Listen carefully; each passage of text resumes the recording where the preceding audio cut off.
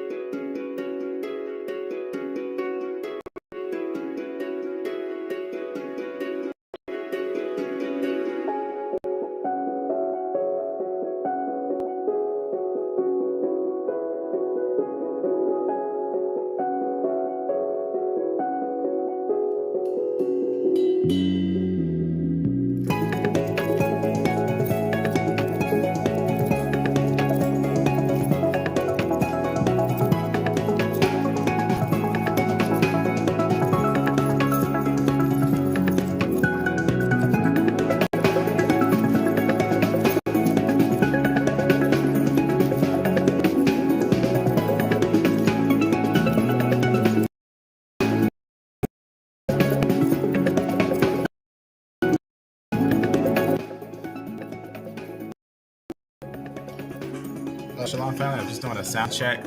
Just checking the sound and everything. All right. Now before we start, the Lord's Prayer.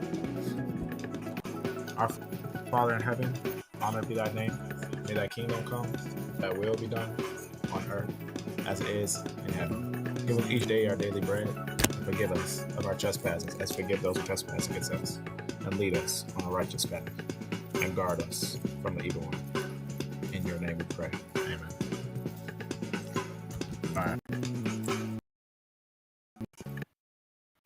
All right. I want to talk about some interesting facts real fast today. Just some actual facts. Just had a interesting was when we had something very interesting. We get mostly these gap areas, like little areas that would be for societies to fill up. Talking about, because remember, this whole chart was pretty much where most of the people went before the time of Abraham, right? So like before the transition of the Iron Age. But what's interesting is you can find a lot of information for modern time and Iron Age to get a little understanding of some things. But let me just point some things out that I think was interesting. There's some interesting random facts that I'm gonna point out today real fast that I think is important with all types of different um, origins of humans, all types of different origins of human beings. I'm just gonna leave this right here for a second and go to something on here. All right, just gotta let these things open up, or I'll just point out here. I'll just jump to here while those things load. All right, so let me go on to something here, right here. All right, and just reset this list because I want to find a certain, and then just kind of talk about something real fast. All right, so it's interesting when looking at some of the ancient things and whatnot. I just want to basically just talk about something that we had a conversation, and we had looked at something interesting. I want to see if it's this. Yeah, so couple different haplogroups, and a lot of information for certain haplogroups is hard, like things like E1A and E2 and stuff like that. So I did a video and try to supply as much information I can find about the fossils. So it's really interesting when going about that. But there's also other ways of finding information on ancient lineages, which is based on modern humans and where they are now, and just kind of getting a feel for where they are, because it can be fairly interesting when also tracing it back in history. For example, when looking at these SNPs, it's interesting to note what also people have found concerning the names of certain things. Now, I just want to show something real fast. First, let me just find this haplogroup on here. I want to point out something of a certain SNP, which is on here, and it's gonna be where you can see under pretty much where you see M2. So it's gonna have some different ones and different codes and stuff for it, different names and stuff. But there's a really old one, the really old one on here. Let me just point it out right here in France. I think it's kind of interesting. This is an E1B1A, but let me just go to it and kind of point out something here. Now, mutations happen fairly quick. They happen very fast, and they can happen very quickly. Now I'm gonna go to something here and just look at the tracker on this. Now, if I put on the SNP tracker, we got to be careful because some aren't even put on the SNP tracker. So you can see this one don't really have one, but that's okay. You wonder why isn't this one put on the SNP tracker? But let's look at a different one, like this one, F-M89. And if we obviously get a feel of where it's at, all right, we can even switch a little satellite view and whatnot. And what we can do, we can just put it in, click the SNP tracker, and let's see if we get a following for this SNP. Yep, we got a movement for this SNP. So they'll take it all the way back to A, but we had talked about that before, that A and B, right, has a split at BT and CT, that there's a split here, that we actually don't get A's making CT lineages, right? Because under CT, you're going to get two different lineages. You're going to get DE, which makes a totally different lineage from a long time ago, right? Branching off to the Natufi and stuff like that. And then you get another branch of the CF lineages, which makes things like all the way down to, let's go and scroll down a little bit. This is long, but it's still one family, right? All the way over here, this K. Underneath this K it's called UST Isham, right? It's one of the oldest lines. Let me just type it down, UST Isham. And it's one of the oldest lines of pretty much humans when we look at the fossil record. It's interesting because it's obviously a split, and based on their time scale, it would be a very early split. Like, we're talking some of the most early possible splits and everything. So it's kind of interesting to note that on the little time scale for the line. So it has a very interesting connection. Speaking of connections, what's interesting is they also put a side note. So, some SNPs don't even have a tracker, don't have not much to it, because a lot of it, this is fossils, right? But a lot of times you can look at modern information like let's say E dash M2, or let's see, let's type a certain snip down. Let me think of one. There's different ways. Let's think of a snip. Let's think of one. Let me just think of one. I think there's also examples here, little types of examples which could use these kind of work, but there's different ways of finding different snips. So this is okay. I'll just show something with this real fast. Now, what's interesting is now we got multiple snips. We got multiple snips on one chart, right? Now, what's interesting about it is that we're getting just like kind of a summary of modern day snips, but we could also show its descendants, and that also would show like where they branch off and where they feel and everything. And it's kind of interesting because when you take a look, obviously its beginning routes, they always was try to connect it with A groups. But if you know how that split works, that's important because that's going to give a major separation. If you know that CT lineages, and even if you know where the fossils are, you'll know something interesting. But I'm gonna know something on there. I'm gonna know something on here. But let me show something real fast on here. Now, what's interesting in this part where it says history, it's interesting because when looking at genetics and stuff, there are some haplogroups that have been misclassified. And that's kind of important for certain papers that talk about certain things like Neanderthals and things like that. For example, let me show you from a certain paper here. Let's talk about before. Let me just make sure. All right, there we go. All right, so let me. All right, so if you notice here, they have a little information for Neanderthals. And I had talked about something before where we seen when they were talking about the Neanderthals and everything, they were saying that some individuals was descendant from them, from some papers. They were saying that some people were descendant from Neanderthals and whatnot. Now, we know that technically, if we look at a tree, we know that no one's actually born from a Neanderthal. But this test is more connecting how people are connected to Neanderthals, how people are connected to Neanderthals, because no one's descended from them. That's why you see that cross right there. No one's descended from Neanderthals or Denisovans. But there were some misclassifications of some groups, and also some interesting things said about some groups. For example, it just talks about the Neanderthals and a couple things like that. And we have a couple different groups that we find basically in the mix of those groups, like G's. I found some papers with Neanderthals and a bunch of G groups. I found some, you can see IJK. They just recently start finding more IJK groups. The reason why that's important is because if we take a look at some of the new finds or some of the finds that they got some IJKs, a couple of them. And a lot of them are like ancient. Why is it important? Because it's a lineage that ties other lineages together. Just like that, go right to it.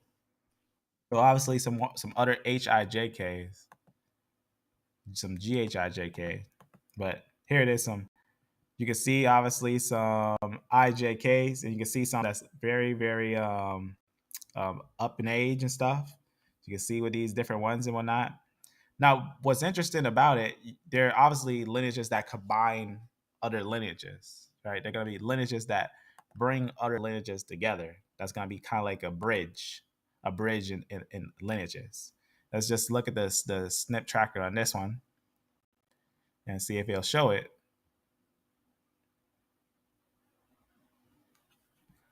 All right, so you can see, obviously, this one working from these, get into here. And if we just go to show descendants, you can see now this is why I wanted to show you this. What just happened with that IJK group? What just happened? What just happened with that IJK group that we didn't really see with other groups that we got to note here, that we every geneticist should note this, and this should be always noted whenever going about trying to find like ancient peoples. We got to note who was genetically tied together, because we got to be careful how these groups are connected, right? We had talked about it before, the different way that they're connected and how they're tied together. So like, for example, here, right, you can see with this 1,000 genome project with the unrooted chart, interesting understanding here, right? This is what the understanding is, that from F groups came GHIJK, HIJK, and IJK. And from IJK comes a large family, a massive family. It's not the same like how A and B is and all those other things, because if we look at what they found in the genome project, is that A and B doesn't make any of the CT lineages, because this is an unrooted chart. They split from the center. That's on this unrooted chart. But we got a lot of papers that actually would tell us how these things work. Actually is fitted together. So it's kind of interesting noting that. But let me point something out. I'm also going to just do a little conversation. I'm gonna drop a link at someone wants to, we can have a conversation. That's all right.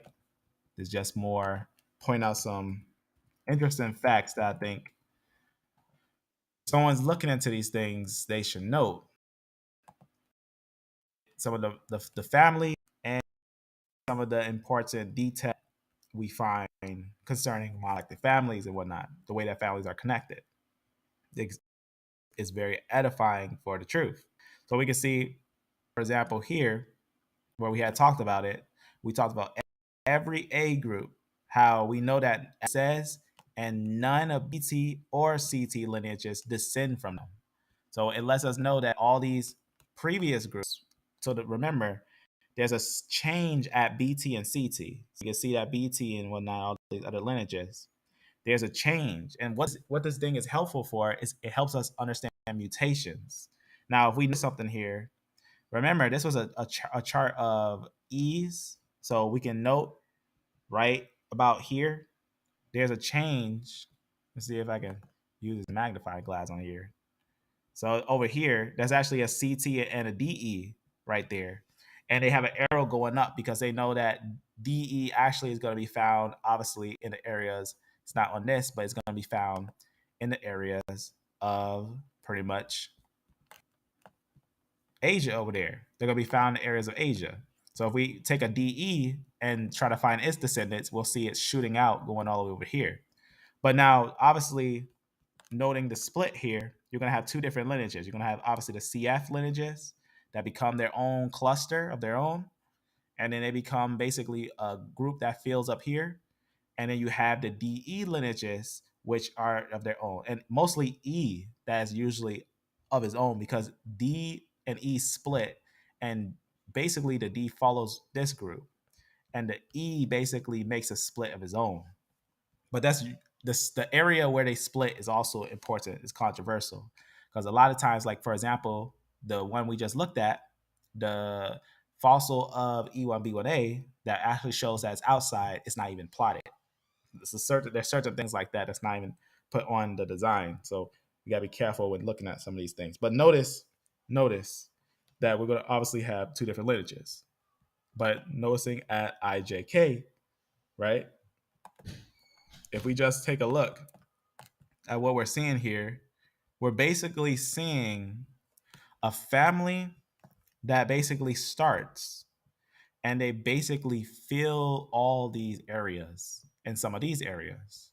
And that's what we were talking about, that if you separate these things by basically the monophylactic families, like we see written in the biblical text, right? Noah had 3 sons. And you can see that in genetics. You can see these 3 separated lines. And you can note that. Something that is kind of interesting to note. Something I think is very, very important to note. Shalom, shalom, family. Let me actually drop something in the description. So today, I actually want to first look at two specific haplogroups live real fast, and that's actually going to be E2 and E1A, and basically the modern information of them, because there's not a lot of information on them. So I think it's something that's important. Even on this little thing, there's really not really anything. Let me point it out how there's really nothing.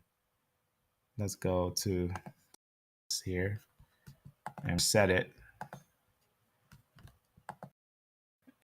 Questions, let me know. That's a great question. Touch that. Do you think the Neanderthals have some sort of relation to the Nephilim or the giants? It's possible. It's very possible. It's something that is definitely considerable. But I would think more or less looking at the genetics of them, they seem to be definitely children of Adam. Most likely individuals wiped out by the flood, because none of them exist today. Not one individual of Neanderthals exists today. I just think the time scales, you got to be careful on those time scales and how old they say they are. So I would more say they could be.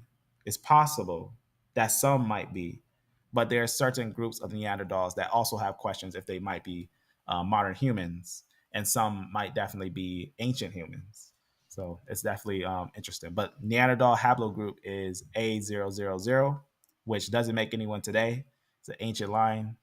And Denisovan is A0000. So Denisovan, A with 4 zeros, Neanderthal, A with 3 zeros. And I think that specific group is human. But there could be one that could have been found that could be one of those ancient beings. I think it's definitely possible for that. I have no doubt for that. But let me actually just go to this. So this is something I wanted to do, just something real quick. I think it's kind of interesting. So let me just go to E, and we're going to basically go to some of the snips of it, and I'm just going to show which two I'm going to touch on and everything.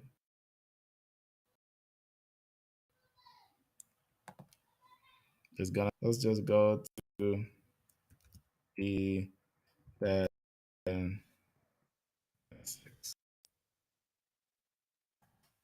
All right, we're going to look at basically two lineages here, which usually not many people talk about. So that's why I'm taking this day to just at least give them a chance to real fast. Moving too fast. All right. So right here. So this one, maybe I'll go over. But this one is kind of an interesting one to go over. But I'm gonna leave this one alone because it's got its own thing. But what I'm gonna look at, this one, and I'm gonna look at this one. So these two right here, mainly. These two. Though there's other ones that I'm gonna probably squeeze in, but this is the two I mainly look at. So first, EM44. So you can see, I wanted to say that wrong in my head. Real fast. Close that. Yeah. All right, let's take a look at that. So obviously you're gonna have these different early branches and whatnot with the E groups, but you're gonna have some that basically continue on. Let me pick a certain snip of them, of the EM44 groups, because I want to get to what it basically is getting into with it. I don't know why.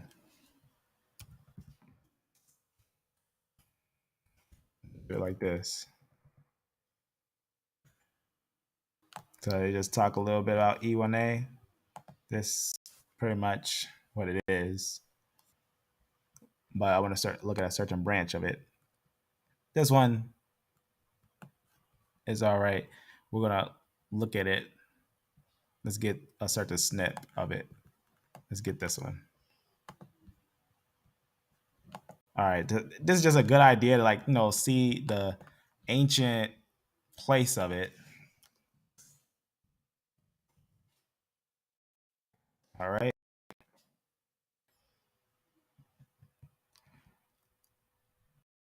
All right. So I'm gonna make a map of it, because I think to get a nice little summary of it.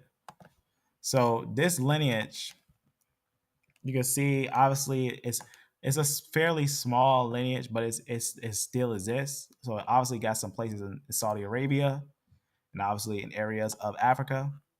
So it would have made some movements. That's something that's important to know. Get a little idea of it. I'm just gonna go back one node and just point out what we see, if any changes on this one. So obviously still back a node, you see it in Saudi Arabia, Yemen, and also in some upper areas, pretty much where you can see going over into areas of basically France and the United Kingdom, Italy, and obviously these little corners that would be basically shooting off from the Caucasus going over here and settle in these areas, which I had talked about before, that this lineage moves into these areas. But I want to see some information because this lineage also settles a lot in this area. So I want to see if they actually put the information for that, because it definitely does go into that area. It goes all the way into the areas of, as you can see, it's just put there, but there's some areas on the corner there. It goes all the way into Iran. I want to see if it has some information on that we can get right into. Let's see if I can just look this. Well, I have to take the little snip. Let's take, oh, I think this is the one we are already on. Go back. All right, yeah. So this one, sometimes you got to go deeper into them to get a little more information in them. Because if I try to use it, if I try to go on this and try to find it here, I don't think they even have one of it. It would be nice to see though, but I don't think this one has one.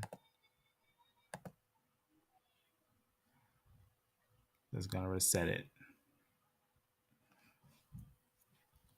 Sometimes with the snip tracker, you get different codes of the snips. So I'm gonna just try one real fast. So let's see if we can get one with this. See if it will show that.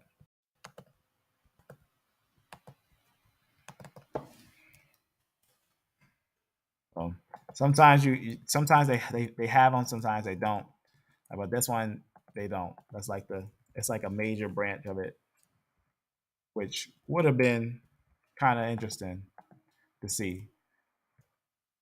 But that's one of those ones that basically you gotta go through carefully, piece by piece with it, to get a full understanding of it. That's why I put at least what was findable on it, what we have found on it, to share a little information on it, because I think it's kind of interesting.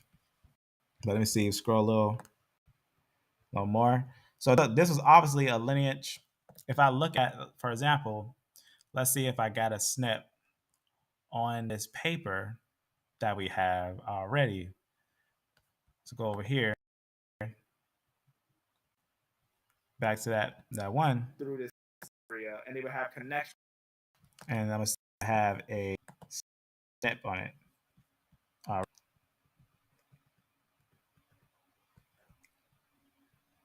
So I'm going to go to one on here. I'll just go to the one that's already on here that we have pointed out. Let's see. That's great. That's always. I'm just gonna pause it. just to see if maybe we can get like a code to the SNP.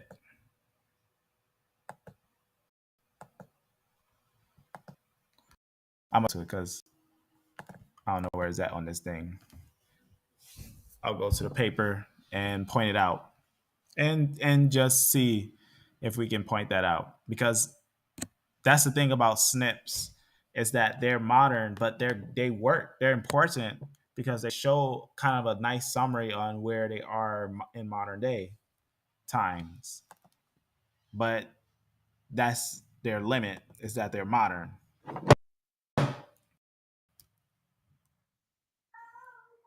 All right.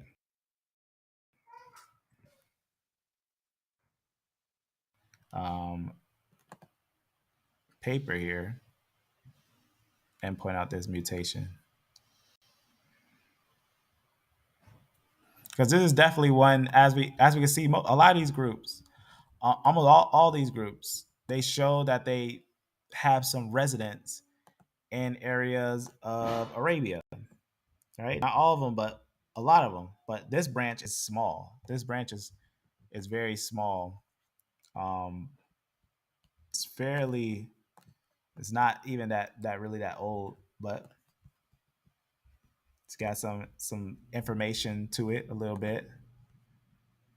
That's why I like looking at the total picture of it, the larger scale picture of it, which just the larger scale picture just shows us that indeed it has some residents in areas of Arabia. We know that it's in areas of Saudi Arabia, but it's also over here. That's why I also, let me see if this thing would have just that.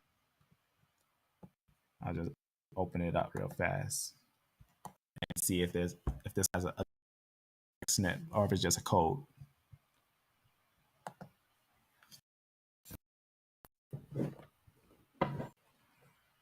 Because it would be interesting to see its direct place by a SNP. Because we can look at the fossil and everything, but let's see if I can see that mutation here. So just gotta go to that E1 on here.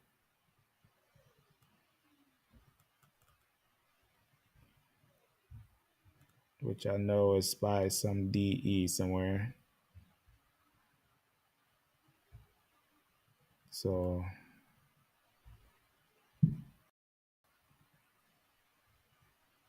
let's see where that is. Let me just find it like this.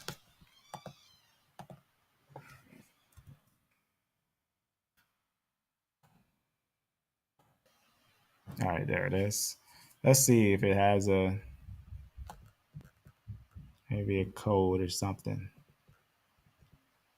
Okay, that's all we got. It's just an E1A, but it just tells us the place and whatnot, a couple different things. His name, but not the SNP. But that's what's interesting, is that we find these fossils, but that's the thing about the difference between SNPs, that they're not gonna, when they update the SNPs, it's because they found another modern person with those things. But when they note the fossils, that tells a different story. The fossils tell a different story than the SNPs. So that's just, let's see. Yeah, none of these really even tell the exact code, but that's all right. It just tells us what they got, and we know that it's in the areas of Iran, right there. So it tells us that obviously South Asia, and let me just do that so it's easier. So there we can see at least Bronze Age, it's gonna be in the areas of Iran. So sometimes there's information, there's fossils that may not be put on the SNP papers. But what's interesting about the SNP papers is that they show you modern people to like an extent of what they got to an extent. But and also that's on those willing to take the test. But this is obviously important when we find fossils. Finding fossils definitely is, I feel, is more important than looking at modern people. But modern people, again, they're going to give you some understanding a little bit on origins of peoples and stuff. So it's kind of interesting to look at it like that to get a full picture of it. Now let me see if we can find E2. So obviously E1A have some places in Saudi Arabia and stuff like that. You won't see that on the first page of like Wikipedia and stuff like that. But if you go into the information, obviously Wikipedia is only working with a few sources, right? This is only like 12 sources and some partial at that. But the more sources you get, the more information you can look into on the things. But let's look at E2. So E2, M75, obviously M75 is going to see another right there, P68. I'm going to go back because it also, it's coming directly EM96, and then you're going to get these separate branches that's going to come forth of it. So this one breaks, and then you're going to get these other branches that's going to be basically filling up the areas. Also, to point out on this thing,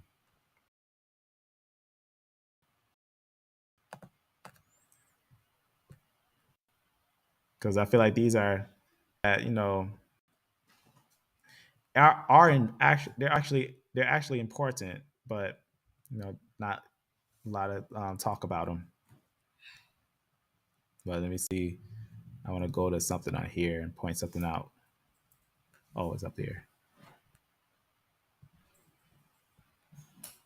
All right here. All right.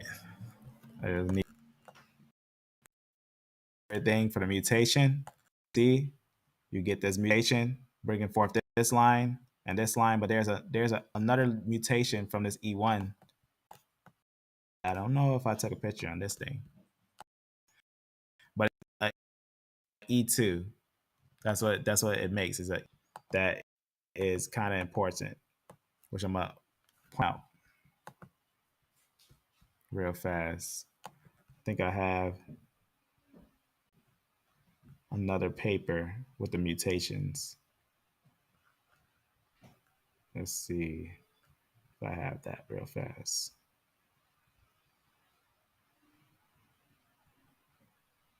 I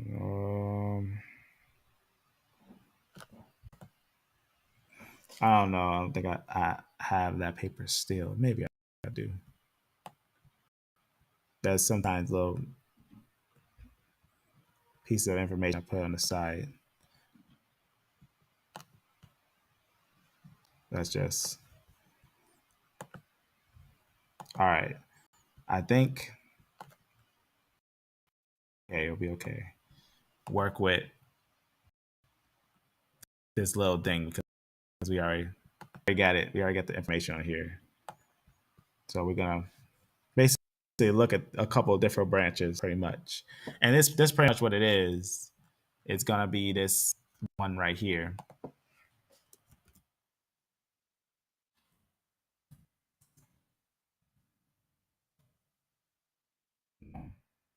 It's gonna be making branches that's gonna come from it and everything.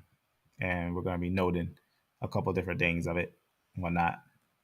So we're gonna be breaking it down a little bit. Looking at the modern information though. So right from E, I'm gonna just go right from E. And just to E like a total summary of E, modern E. So just show a quick summary of that. Let it load up. All right. And we can see right here. Now notice for the E group where most of the E group is, right? You would think that it would be mostly in Africa, but the majority of the E group is actually in Arabia. So that's kind of interesting that a majority of the E group that was tested for modern people, as you can see, is only a few in a couple of these different places. But you got a lot, like 736, a lot in Arabia. So we got the most people of the E group as a whole in Arabia. So that's just something to consider when we think about it.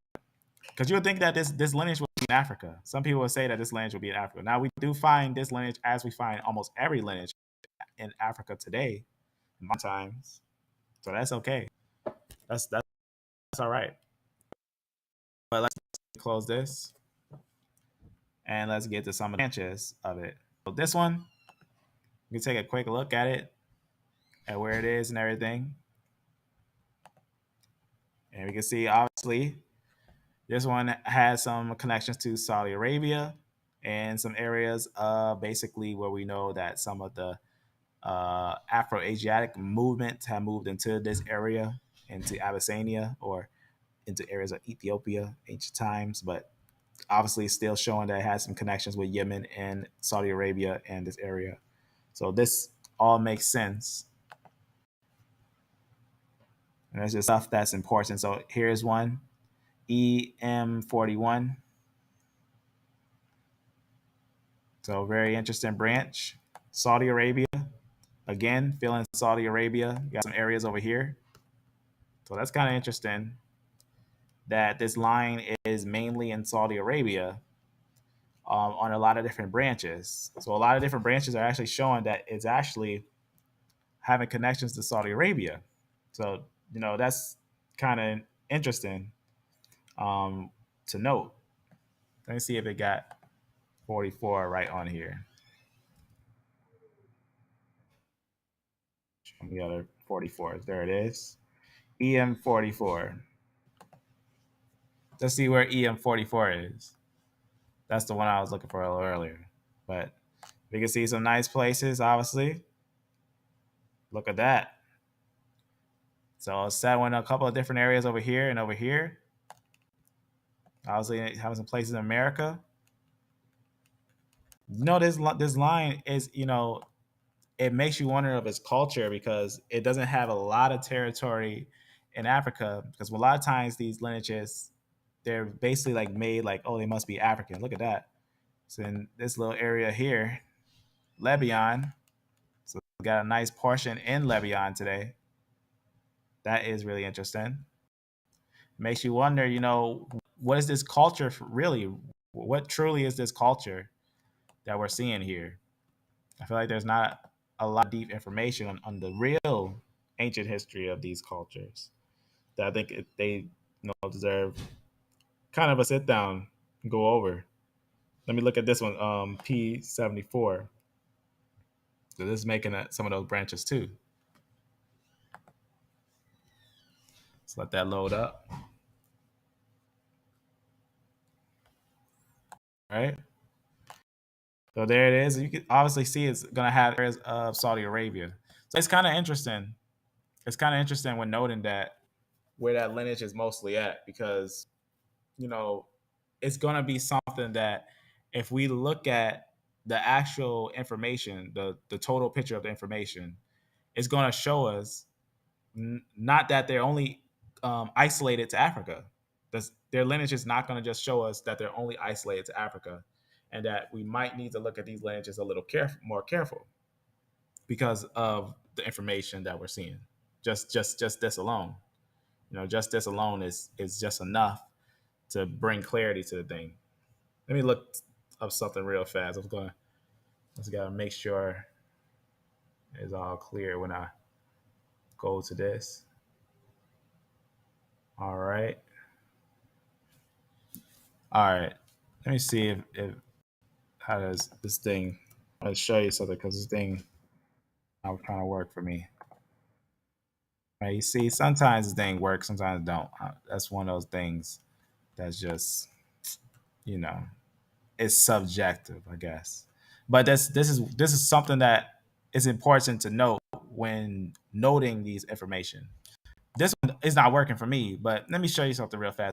The reason why I want to show you this because just the other day we was having a conversation with the Hebrew Israel when I was with Will Son of Yah, and he brought out that I think is kind of interesting, and I want to point it out. Let me see if I point it out real fast. I want to show you something. This was amazing. If you didn't see this piece, I had to go back and just and sit and look at it like this.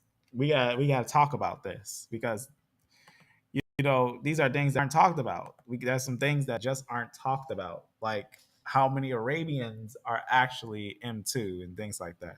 But this is why I wanted to point this out because what he basically put down that for some reason when I do it, it doesn't work for me, or I'm just probably doing it wrong. I don't know, but I did it before and it worked. Oh, I know what I'm doing wrong. I just realized what I was doing wrong the whole time.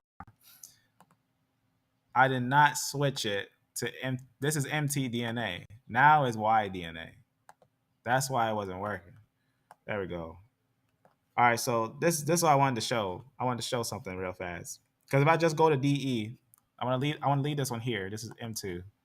And I'm gonna go to all right, remember that I showed you that. I keep saying that, but this is so important. Remember that I showed you the fact about IJK, right? That its descendants, right, is many different people in the world today, and that many people who think they're not related are actually related by one node,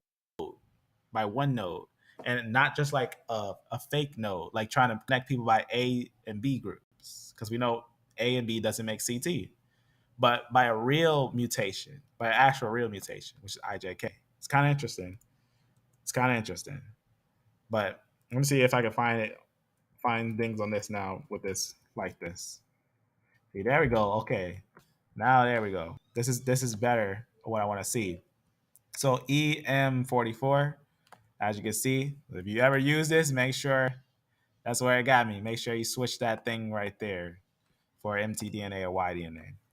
But there's that EM44. Now notice that apparently it breaks off and it fills up in these areas, and that's why we was looking at these things. Also, it goes into Arabia and stuff like that, right? It fills up in those areas. Then we also see that back to what we were just looking at. Let's look at those groups again that we were just looking at down here. Let's look at 75, and we can look at this one too. There's another one I think a brother wanted me to look at. I think it was 81. I think he wanted me to look at 81. Let's look at that. Let's go back over here and put 81. All right, so you can see EM81, and if we look at his children, descendants, because a lot what they're using is Y tree design and some other types of designs and whatnot, because it's not getting everything, but you can see obviously you're gonna have some in the area of Arabia and stuff that you can see. So that's something to note with this line, that it goes into other different areas. As we have went over before, which one was this one? Go down. I'm gonna put 75, because now we're looking at EM75. I think that's what I put down, or 80. What was it? To make sure it was 75. Yeah, 81. Let's look at that. EM81. So the same thing.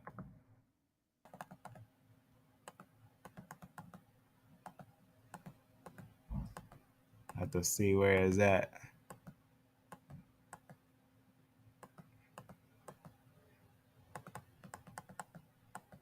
Somewhere here.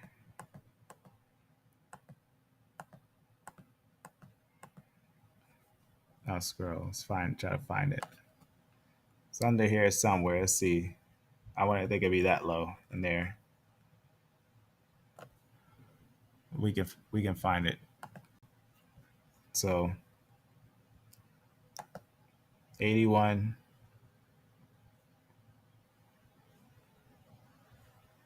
This is why I was gonna open a family tree thing. I'm gonna open a family tree thing because it's easier to when you got kind of reference branch because that's tree is as we see with these trees, they're massive. These trees are extremely massive. But I just want to show you with modern people today, right? Modern people. Amen. Shalom, family. So modern people that we're looking at. But there's still some fossils. I'm gonna go into this branch. Oops. All right. We're gonna go into some of the lineages underneath these branches and take a look at it real fast. Just gonna open a few. This one right here. It's just tell us which branches it is. This is gonna be to the V38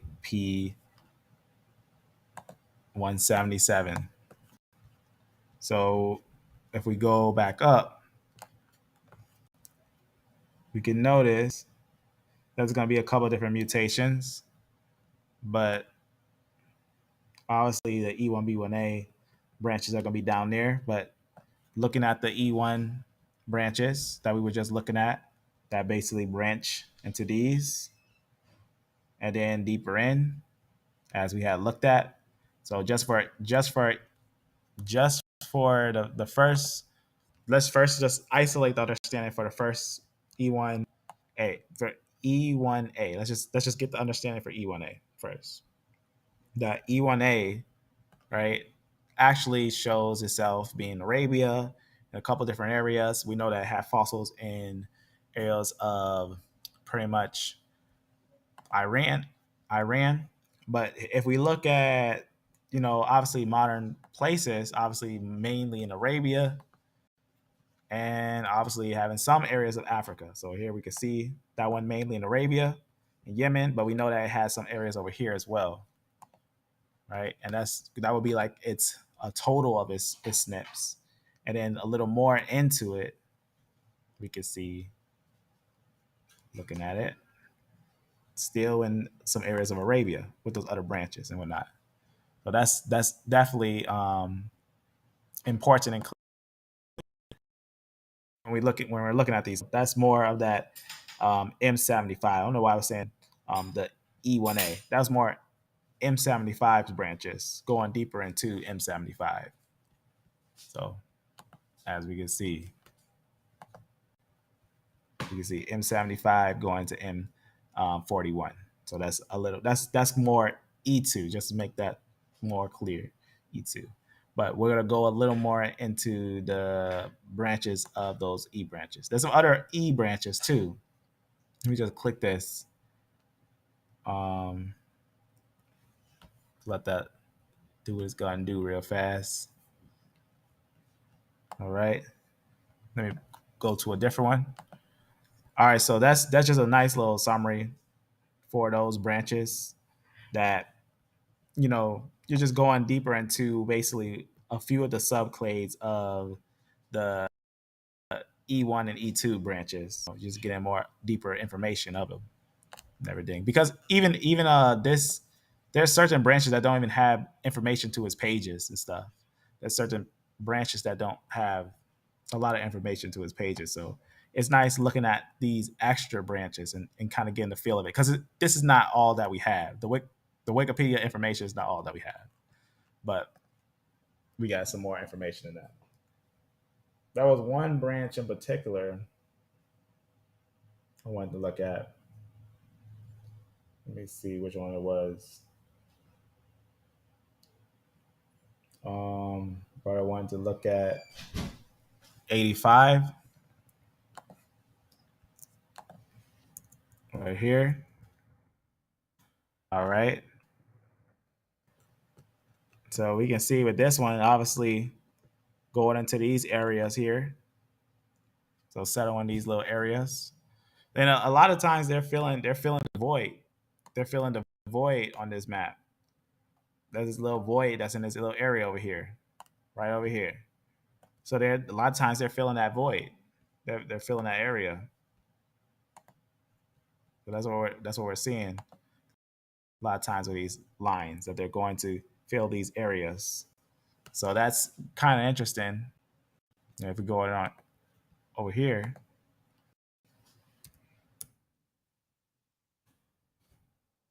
it's the one I was trying to look for, but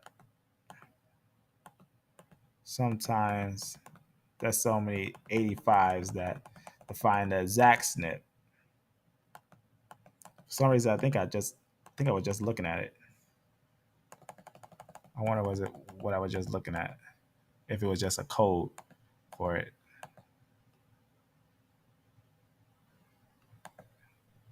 I'll just close it. I don't know why it's doing that. I mean, I could just go to it.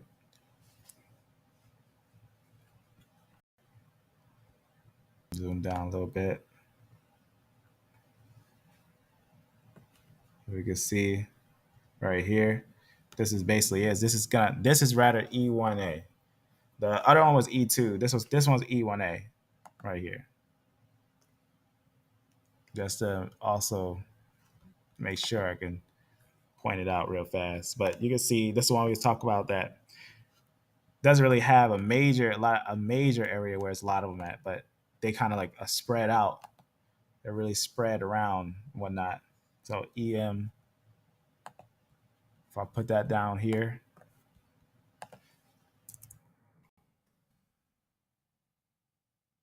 some of them they don't have them. Some of them they do. 3, 2. I think I put it weird. There we go. All right.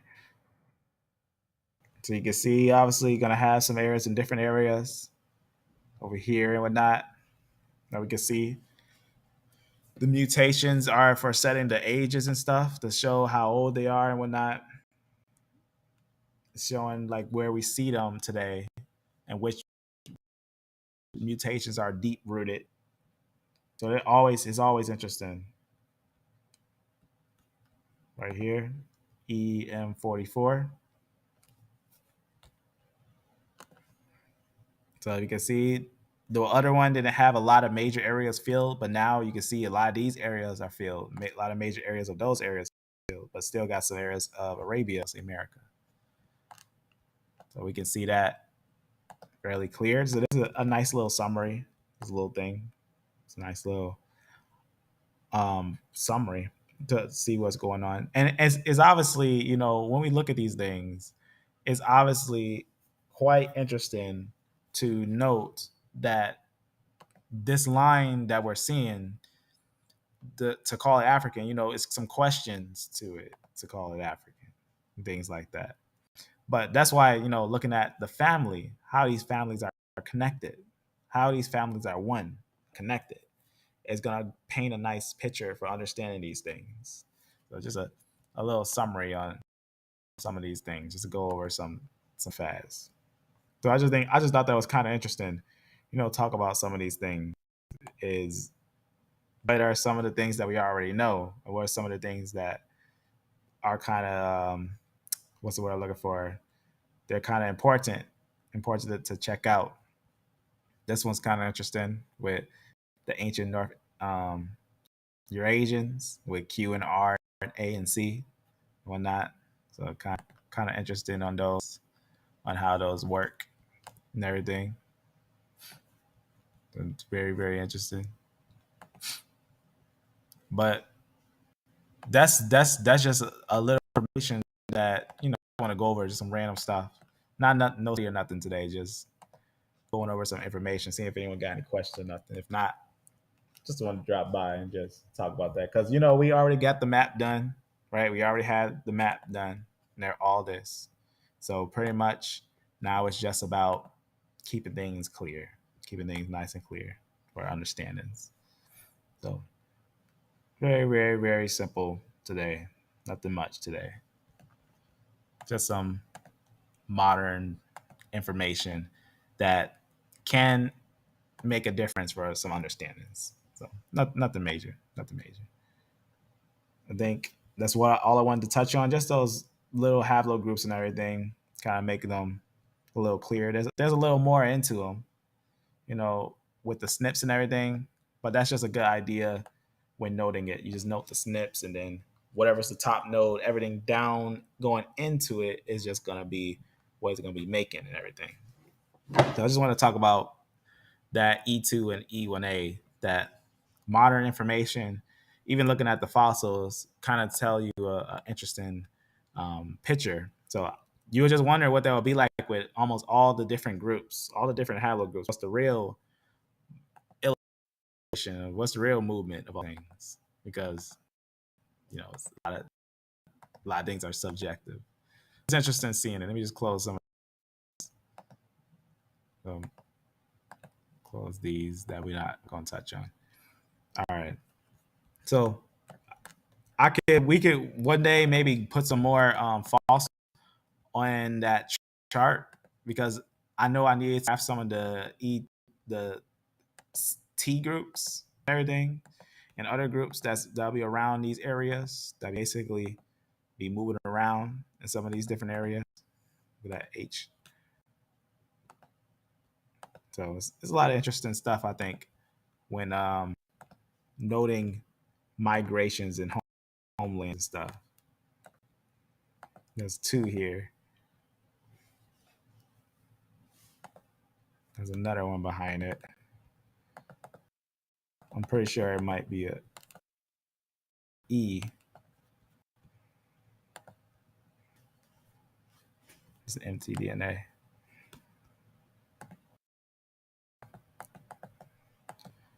Just taking a look at a few different things and whatnot is definitely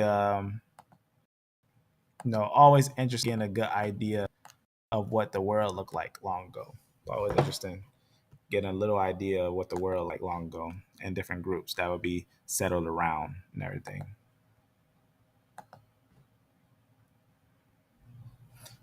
So always interesting. Close that. So today, that's all I wanted to do. I just want to touch on that. Nothing really today. Just gonna touch on the little information, everything. If there's any thing else, you can touch on some things. I discussed this earlier. What is the difference of E1B1A and E1B1B? Great. That's a great question. Let's focus on that question real fast and just bring to Canon. So let's talk about that real fast. Let me see if I can do that on here. I forget how you do it. E-5. Okay, so here we go. So let me show you two groups. So I'm gonna leave this like this, and I'm gonna go over here. Now, what's the difference between E1B1A and E1B1B, right? Because if we go to like a classic little design, let me go to a little tree here. So there's a lot of people who try and E1B1A and E1B1B is so different that they're not even to be considered related, but they are related more than any other branch on the tree. E1B1A's most close is V38. That makes E1B1A and E1B1C. That E1B1C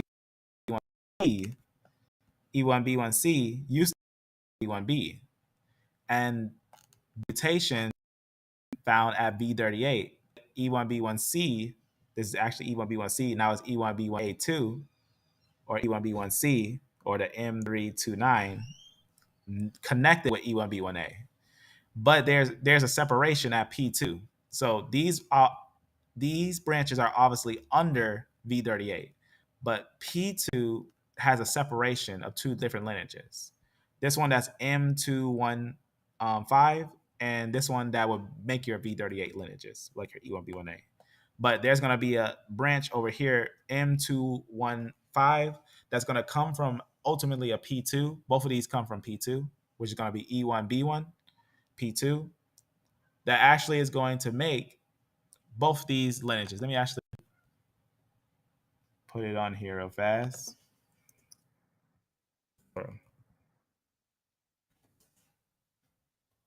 By tree. All right.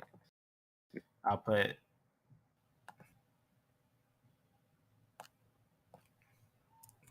let's put these two down real fast just to kind of make it understood.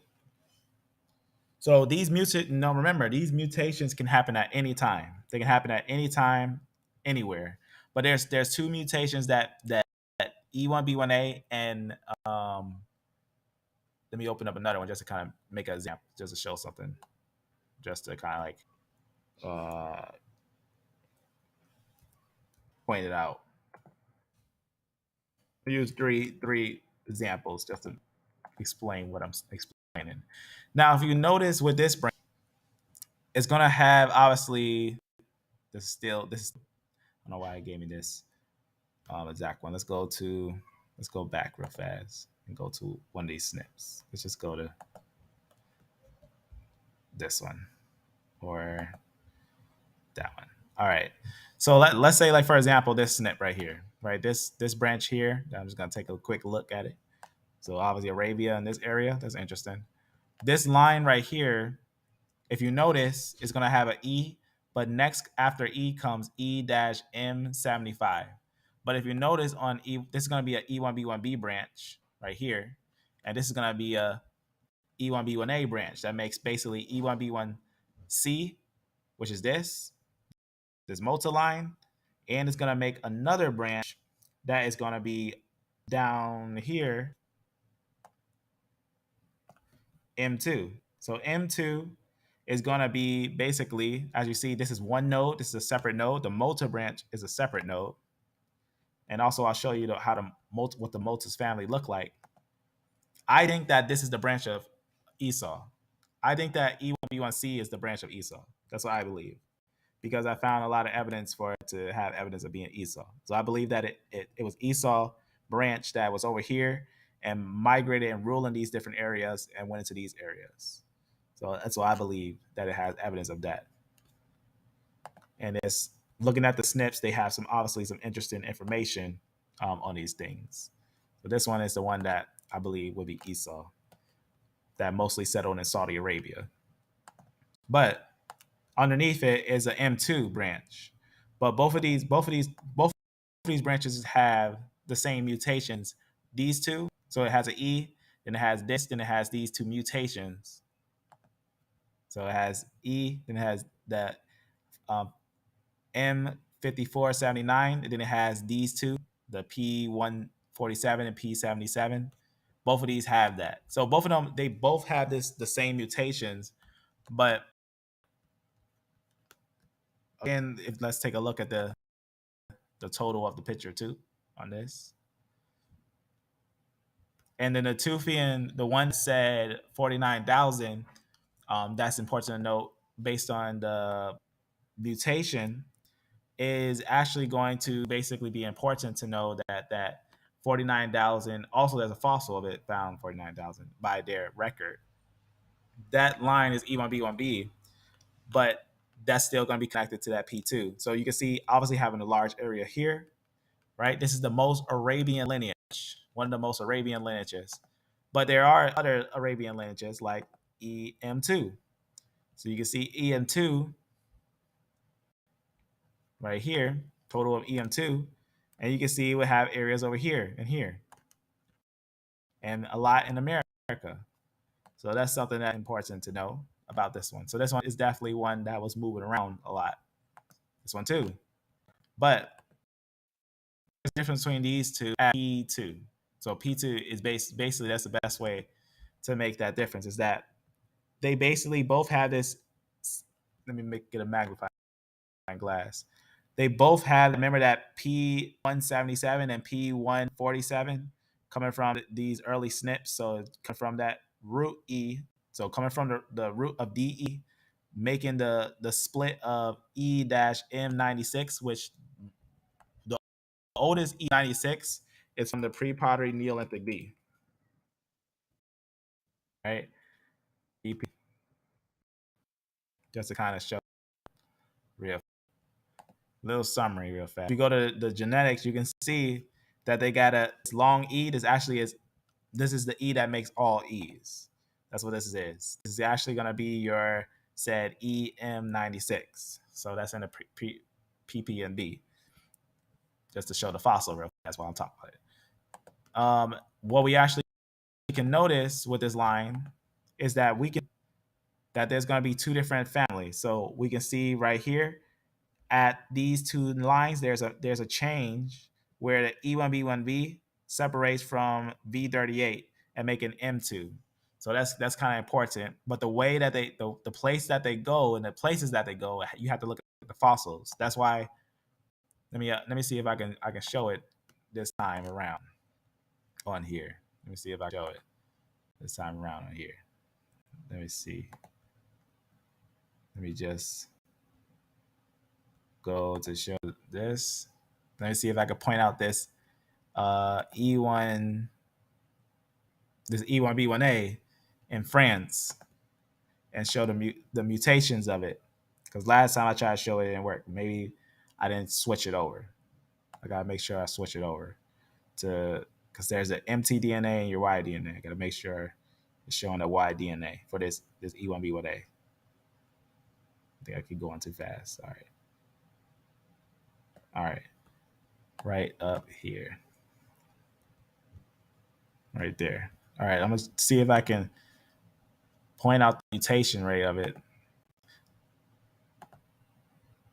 Or the SNPs. So there we go. So even this one. Remember, I just showed you where the fossil is at. First, let me show you. Look, you see the fossil right here for this mutation. So that's going to be the fossil. So not all fossils are shown in the SNP tracker, but it'll show you modern movements of the individual in a subjective way. So you can see it will be right there. So that probably had some ties to the ones of Spain. So most likely having ties to the ones that in Portugal and stuff, and those different ties. But if we go to its mutations and everything, we can see obviously it had some connections to here in these different areas. As you can see, even Spain and everything, what's going on there. But let's go back to that thing we were just at right here. All we need is this. Let's just type it down. Let's put E-M2 and E-M215. Okay, so back again to it and looking at its descendants. Now, what's interesting is you can see obviously its descendants going to fill up these areas, right? When we're looking at the total picture of it, this is going to be like children of Abraham and everything. They later on break into different areas. Now, remember that even looking at this thing, we got to remember that this is SNPs, but it's still great to look at because it still gives us movements of modern peoples today. So looking at that is going to give us a good understanding of where they're going to be settled. Like you're seeing, they was obviously in areas of Arabia and different areas all around these different areas. And we see as well here in areas of Arabia and different areas all around. So they're going to be settled throughout different areas. But remember, we looked at it before we seen the descendants. Because looking at it like this, it kind of can't really tell what's going on. But we can put one at a time. And the biggest one is actually that EM215. So we can see right there, you can see that vanish, and then we can see that was the one that was the largest one, as we can see. So not a lot vanished there. And if we put here, so technically, the mutations can happen at any time. See right there. So that one definitely has still some areas of Arabia. So this is obviously a lineage that has some areas in these upper areas today. and even in the past. But what's interesting about it is that the two families that we were just looking at, the P2 lineages, their mutation can happen at any time because we know that they were one. That P2 used to be all one, and the time frame, we don't know exactly the time frame. So when you think about time, just throw time out the window. Just trust me when I say that. Well, I've seen the depth of this. I've seen the smallest detail. You can try to cut off old fossils and say, I'm not going to look at the old fossils. I'm just going to look at the newer or fossils that are in my time scale, right? Because a lot of people have a certain time scale they want to stay in, right? I do too. That the Earth is only 6,000 years. I believe that the biblical narrative is telling the truth. But I believe that modern humans today think that they're as wise as they think they are, and that, as the scripture says, from the foolish, right? He shows his wisdom, right? But he makes man foolish. Even basically, he takes them in their own craftiness, right? But notice that throughout the whole time of looking at fossils and genetics and all that, we still know, just like the Bible says, that's Adam and Eve. We know that as a genetic Adam and Eve. But with this group, that's called, in a way, that's called an ancestral node. So this group also has an ancestral node, which is P2. So P2, just to show it, so right here is that P147 right there. So you can see where these two would connect with that pre-pottery Neolithic B that I was showing you. And you can see that these two that I was just showing earlier with that M75, these two split. So there's going to be a E1B1A and an E1B1. I mean, my bad. E1B and an E1A. So it's going to be a change. E1B, E1A, E2, things like that. It's more like E1, more deep into it and everything. And then over here, this one right here would be a branch under it. This is more E1A, just to make it more clear. I probably said that weird to make sure I address that more clear what I'm saying. This is actually E1, and you got your E2, just to make it more clear, because I probably said a lot of times like that. I gotta make sure making that clear. This is more E2, if I recall. I don't want to misinform. I want to make sure. Yeah, this is E2. So this is more E2. So that split is an E1 and E2. Just not right here, but let me go back. Right here. So DE is the Shemitic branch that splits and make a D and makes the E group, right? So that's very important. Then from DE, you're going to get a split of this line, which is EM96, which we found in the pre-pottery Neolithic B. And we know that that line, right, splits and make an E1 and E2. And then you get this E1A and an E1B. So this is actually going to be your E1A, and this is going to be your E1B. So you can get a good understanding of it, of what's going on here. So this is very, very interesting of what is going to happen when we note the change. So then from this mutation, you're going to get what is called P2. So this mutation is going to give you what is called P2. So P2 is going to be the line that makes E1B1. E1B1 makes two lines, that V38 of E1B1A, which we talk about, that one that was actually the Mota or makes the Mota line. And also we have the EM2 branches, which those are the ones that we believe are the bloodline ancient Israelites. They're going to come from EM2. I believe, after looking at a lot of information of genetics, that I believe that there's a stem right here in the M2 branches. I think that this stem makes the Israelite branches. I think that this stem makes the later Israelite branches. I think that some of these might be earlier mutations. But I know without a doubt that there's a branch here that the Israelite branch, for example, real fast on here. Now it's possible that they all, but there's certain branches that we know are Jews. There's certain branches that we know are Jews. Like, for example, this one that makes this one right here, this one right here, This is actually going to be E1B1A7, or a subsnip after M2M171, which will be most likely to use. Like, for example, if I wanted to show it, let's just go, let's see if I can point it out in here. 191. See if I can find that snip in here. Might not. Right here.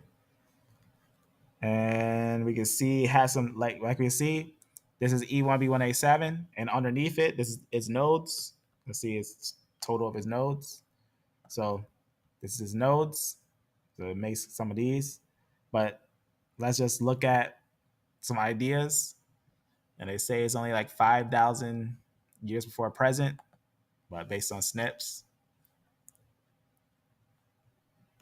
I'm going to go back up on this.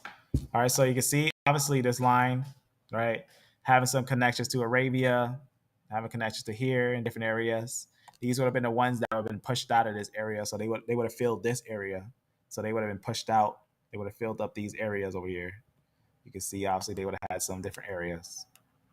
So that's something to note. Something definitely to note. But this is the line. This is mainly the line that I believe is the one that makes it. Obviously, going deeper into his clades will give a little more highlights on it and everything. You see this one. A little more at one of his really deep ones. Yeah, we'll leave it like that. So that's something to note. So it's just an early split, but the mutation can happen at any time. The mutation can happen at any time, just to kind of make it understandable. Happen at any time. Yeah, that snip track is definitely interesting. It's something that I don't do it because I know it's like modern snips, but it's definitely fun to note the areas of modern people, because a lot of people will say, "Oh, they're only in Africa," but even the snip tracker doesn't have all the people that we know about, like the Sidis, right? The Sidis people, the Afro-Iraqians or Afro-Iranians. That group, not a lot of people know about, but they're groups that people should note. Like there's ones that were going through the Arabian persecutions that we were talking about a long time ago, when this arrived on the area of the pretty much India, going through Iran and areas of Pakistan, and that was during the Islamic rising up. But that was something that was interesting to note, because a lot of them actually joined some of the armies. There's a lot of history to them, to the cities, that they joined some of the different armies that was going through. And they had certain names and whatnot. But it was really interesting, because we would note that a lot of these groups would have some of those lineages too. So that's something that happens throughout history, is that sometimes brothers will be fighting brothers, and that's something that would happen over time. But that's one of those nations that, when think about when the tracker, this tracker, look, it doesn't even go over here, but we know there is E1B1A over there, because they were there for a long time, long time, but they have E1B1A.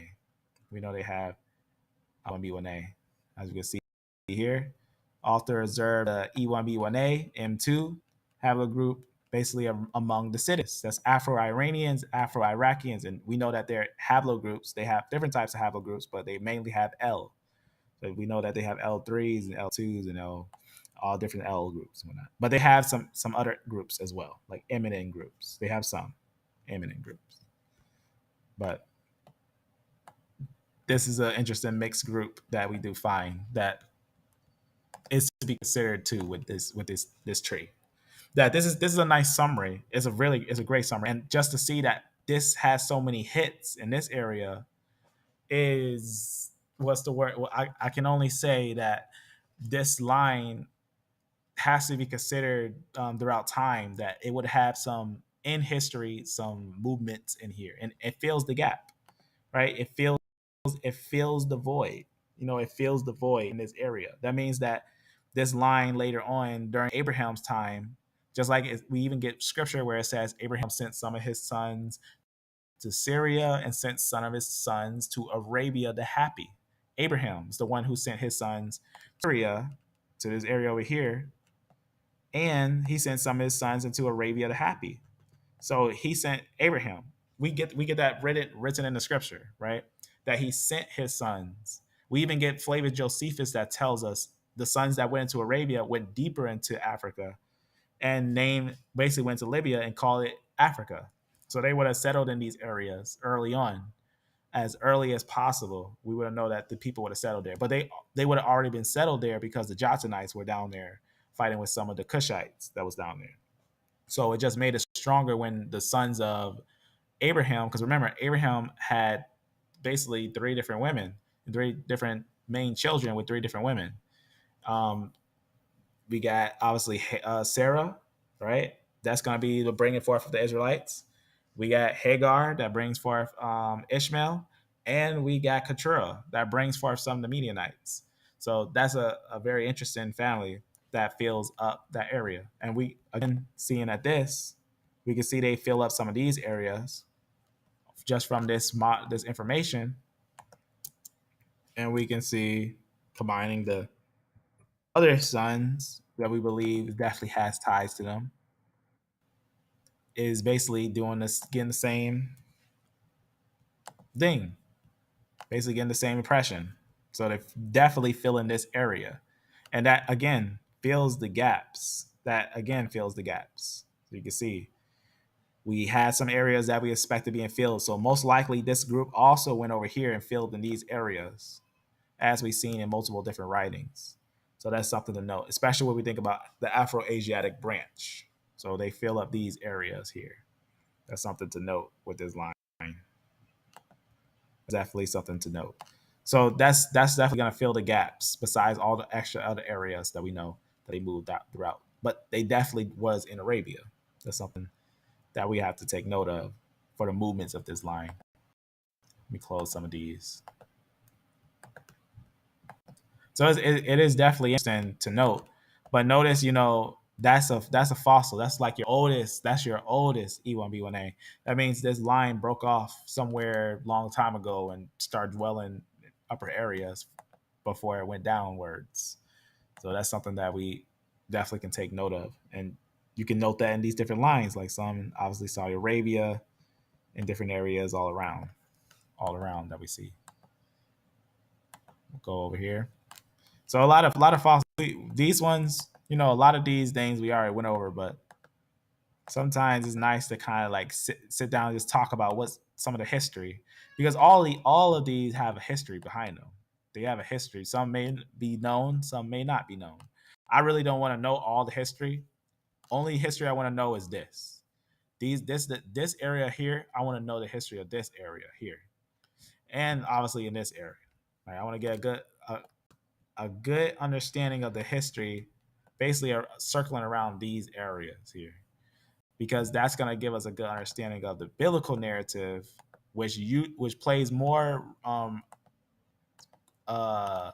credence to these areas, right? The areas of Egyptians and things like that. But we can't just say, oh, look at that.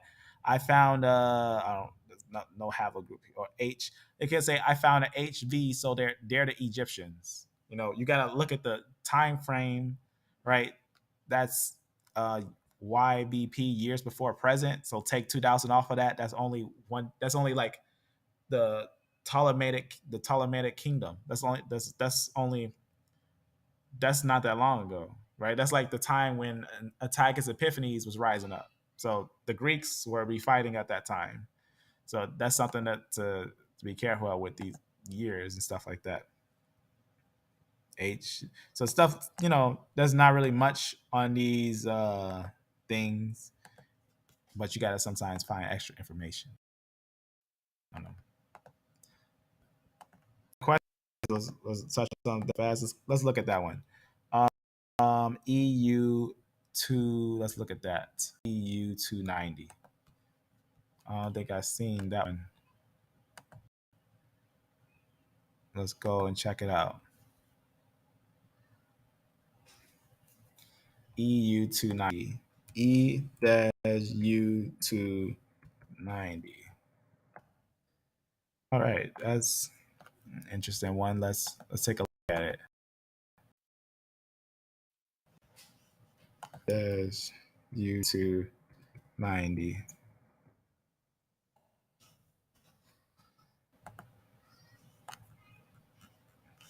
So John Sheffield Mail is Senate. That's interesting. I don't know exactly. I'll know once I type it down.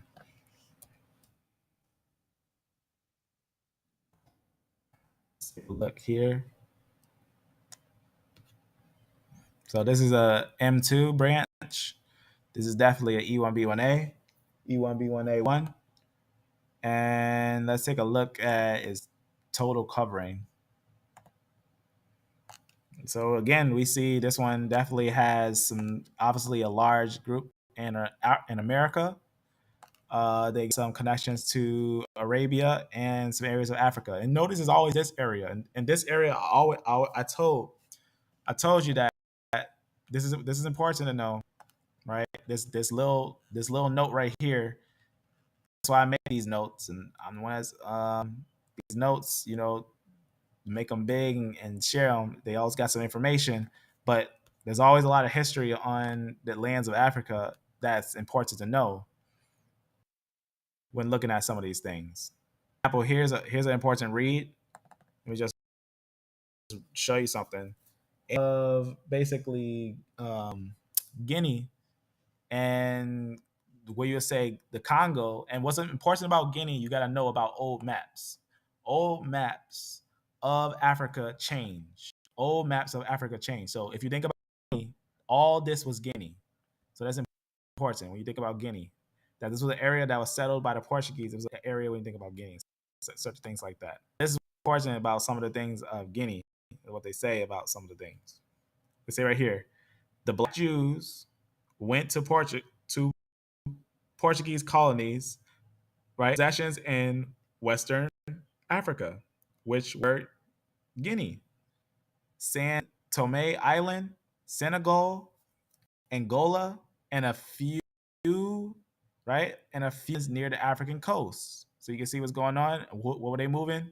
As it says, throughout the persecutions in Portugal, thousands of Jews left the country. The Jews were leaving the country in such mass numbers that in 1499 and 1530, the kings published a law forbidding the new Christians, which are Black Jews. That's what they call them, new Christians, were the Jews, from leaving Portugal without special permits. So that's important. So they were flooding. They saying that masses were flooding into Africa because they by the hand of the Portuguese. Right? There's a lot of different documents that talk about it. Here's another one that talks about a king that settled in the area of Africa. Here's what it talks about. Where it talks about obviously talk about when the Jews left and everything. It says, just talks about the time. Watch what it says here. Professor Alan H. Godby says that the reign of the last Jewish king of Ghana terminated in 1492. In order to satisfy Queen Isabella of Spain, right? You can see obviously they made a decree to kick out the Jews and the Moors, right? And what's interesting is that those lineages, those E1B1A lineages, those actually consist of Jews and Moors. That's something that's important to know, is that that history behind that word goes all the way back to like sons of like Arabians, pretty much. But it goes further than that, because some of those Arabians could be ancient Jews that end up mixing with those groups. Some of the Jews can be Arabians. So it's one of those things that can happen. Groups mix together, especially if they look the same. These Black Jews would naturally go to African countries, most of all because less persecution, and they could disguise themselves easily among the Blacks.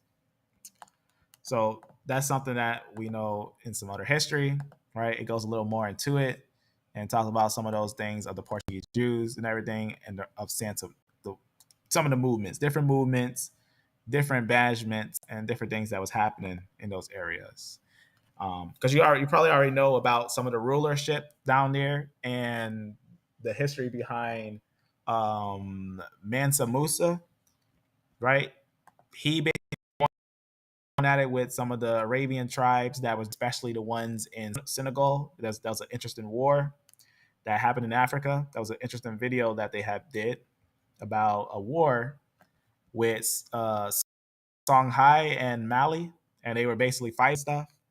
And this was right before this was right before the rise or and the change of that land when the Portuguese basically took the land stuff. But they were the Portuguese were coming down there. As it says, the Portuguese are the first European explorers to establish regular contact with West Africans, and that was in 1480.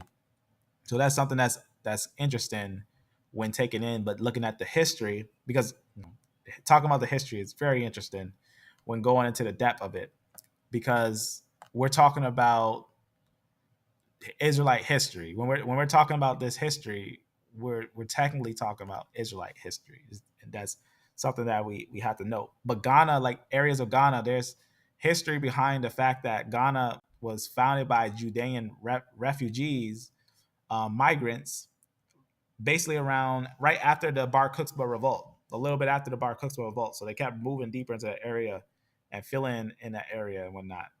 There's a lot of people that's going into the history of it. So it's not about just looking at what we see today, but looking at what history says. So like here's like another historical document. This one was written 17 I forget exactly. It's like way before America becomes a nation. So it's like either before they become a nation or before everything's. It just talks about obviously right, King John in 1492 expelled all the Jews to the island of San Tome. Right, we already talked about that. Them finding that island, and it talks about the Portuguese settlement on the continent of Africa, and from these banished Jews, the Black Portuguese again with the Black Portuguese, as they are called, the Jews of Lingado, who are despised by the very Negro, are descendants of Negroes. It kind of paints some really interesting pictures and some things because we can also find their genetics in these certain areas that we can find. So there's a lot of different lineages that are down there, but the historical documents is what really paints the picture for these things. Is what really paints these pictures. You can see Saduin. This area was an area pretty much, a lot of different like Arabian stuff will be over here, but they went at it with like the groups of Mali and stuff like that throughout time. So it's a history that, when considering what's going on in Africa, we can't think that they're just excluded from like the biblical narrative and anything, but they're so close to the Levant that we have to consider if someone travels down into there, what's possible, what's things we could possibly find that's going on. And this is just some of those things. This is just those things. These are just some papers and stuff for some of the things that they were talking about and whatnot. So some interesting things that's found. Interest on interesting topics that I think play major parts especially when they're historical documents and everything. So that's something to also consider when thinking about those areas. And just to show you something, right? Remember I was talking about song in Mali and stuff, all that stuff and whatnot. This is interesting because this person just made a nice little breakdown of some of the Jews into some of the areas of these areas.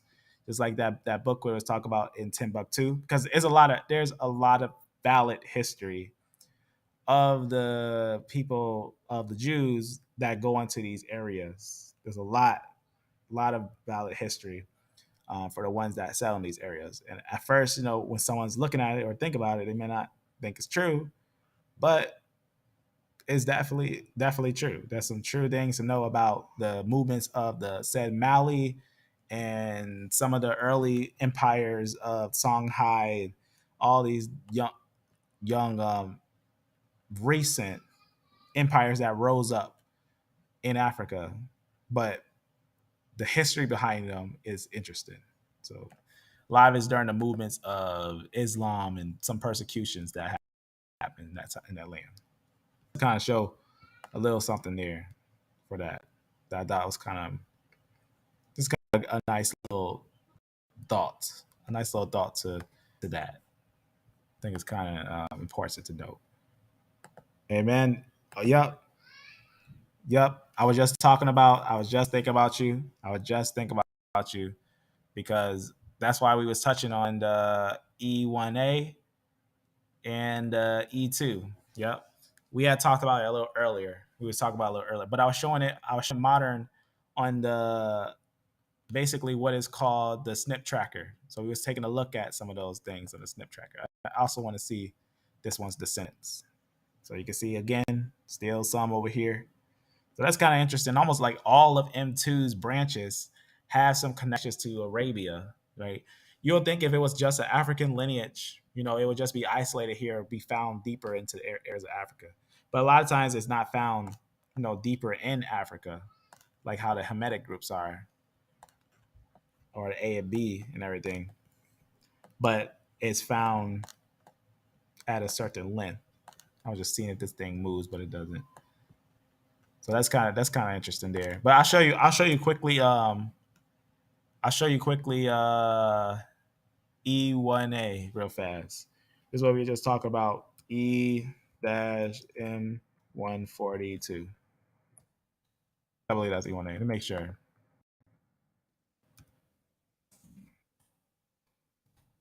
Just take a quick look at this. All right. Yeah, 32. Go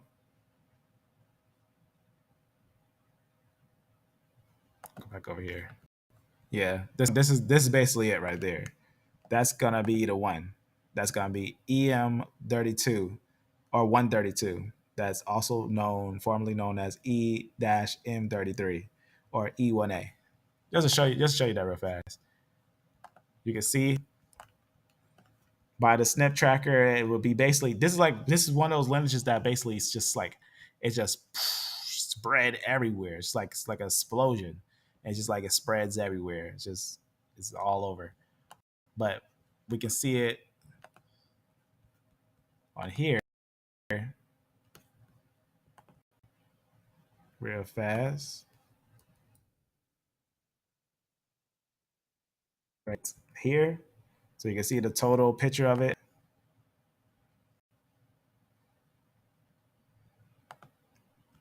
So you can see it's kind of like I said, just like with the SNP tracker, we see that they basically settle all these areas, some here, just like a explosion, modern lineages all over in these areas.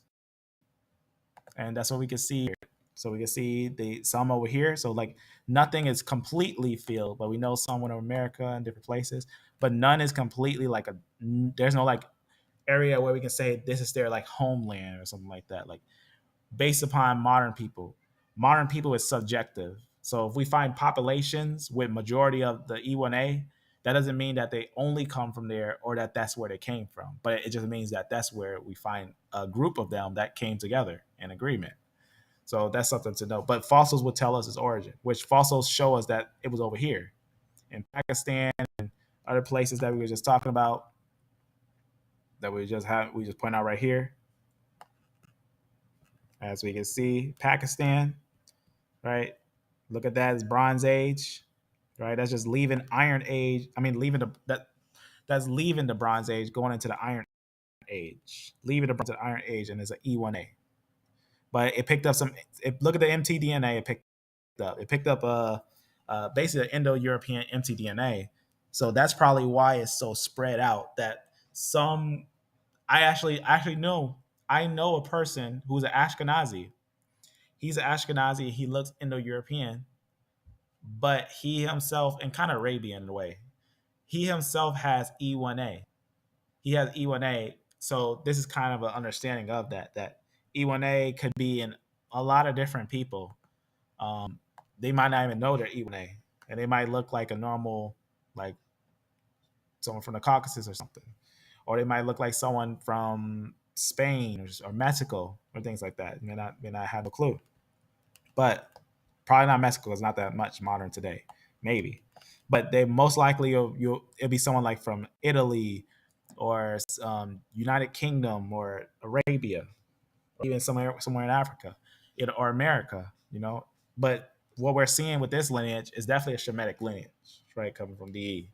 But it's interesting to note where this line is found today, but also its fossils, where its fossils is found today, which for some reason none of these point to the areas of Iran, but we know there's some in Iran. There's probably people who haven't really took a test, and probably not. It's probably not that large on their chart.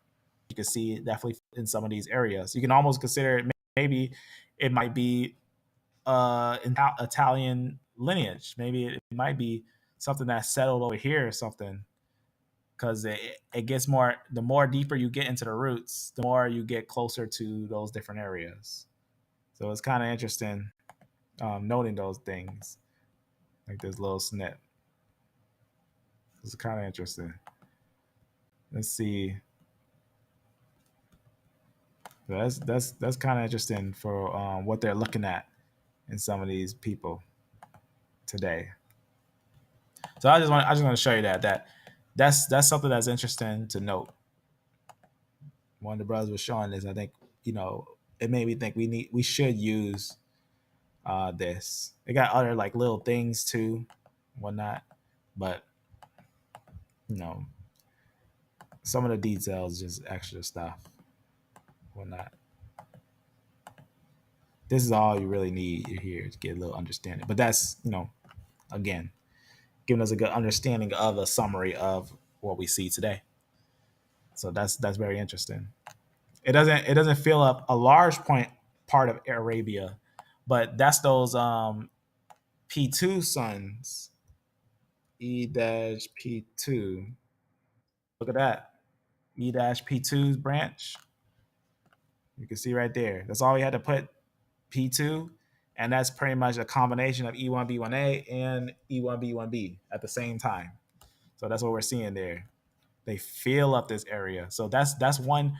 I believe that these are Abraham's sons. I believe a lot of these are Abraham's sons. A lot of these mutations could be fast mutations that had happened because, even just considering when the people were trying to take T groups and J groups and say that those were Israelites, those go super old in their cells, right? They their cells go very, very old. And you've seen it yourself. The IJK group makes all those groups. T and J and R are related by IJK. That's something to consider, that they're all basically blood related. One from one father. IJK would make one family, one father. Hey man, let's look at that. Hey man, let's look at JFA99330. This is great. This is actually great that we got a look at a CT one of the CF lineages. Now notice that the line that we're about to look at, the mutation that we're about to look at, is a J line, and we are going to take a look at it because it's going to be interesting. Also compare it to what we just looked at. Let's type that down because it's fairly long. Let me just look on here. I can type it down. Just type it right here. All right. FT A 99300. Now I'm gonna say something controversial. I want to say something controversial so we can get it understood with something. Now J. Now obviously with this one we know that it would have a certain SNP from IJK and GHIJK. Now, is it possible for one of these lineages during the Israelite time frame to mix in with the Israelites and become one with the Israelites? I believe so. I personally believe so. And I'll tell you why. The other one with this one. J dash Y. I think anyone could have become one of the Israelites because there's a part that talks about the king of Terra, the king of Terra, and I think it's Terra. I'm probably saying that word. I'm probably saying that word weird, but the king of Terra pretty much makes it basically a kind of like a covenant with the group, and he's actually born from one of the females of Israel. Says that he's born from from a woman of Dan. This is later on with one of the men of Tyre. Um, so we can see with this one, let me just take away where it's breaking off at. So these two are fairly connected. So this is a really interesting branch. This J branch that goes over here. If we go to descendants, this one let's put them on a Y tree over here. So you can see as CT is going to be under the CF line. So under CT, not DE, but CF, you're going to get your later from your IJK, your I, and your J groups. But we're going to put it down like this right here. So this one is what it looks like. It's like J2, which is really interesting. I think 2 is a little interesting to J1. I think J1 is constantly misunderstood. I think J2 is usually known as Indo-European, but it definitely goes to some interesting places. It makes some interesting twists and turns. So there you can see it's from his IJK, from IJ and J. But let's take a look at the exact one right here. So let's take a look at this one. And we can see where this one is found by the map. So right over here, just like we've seen with the SNPs. So you can see the SNPs are going to be over here for this one. I'm pretty sure this might be close to it. Might as well see this one too. So most of them are in the areas of the United Kingdom. Amen. Are you in the area of the United Kingdom? Nice. Or are you in America? Probably either or. So again, I do believe, like I said, I wanted to mention this because this is something I don't usually mention, but it's something that is kind of interesting to note in a way.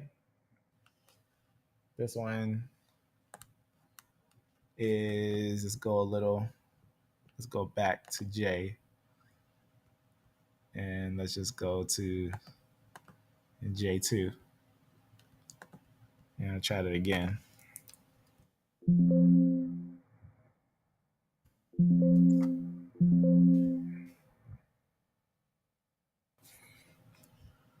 Well, we looked at the exact snip, so we already seen the exact one that we were just looking at, which was if it's this, then this must be one that's under it. But I just want to make it clear for you there.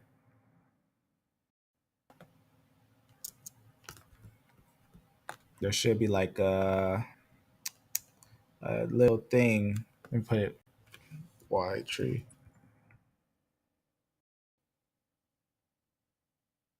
There. So it's these snips here, but I'll go closer into it as we can see here.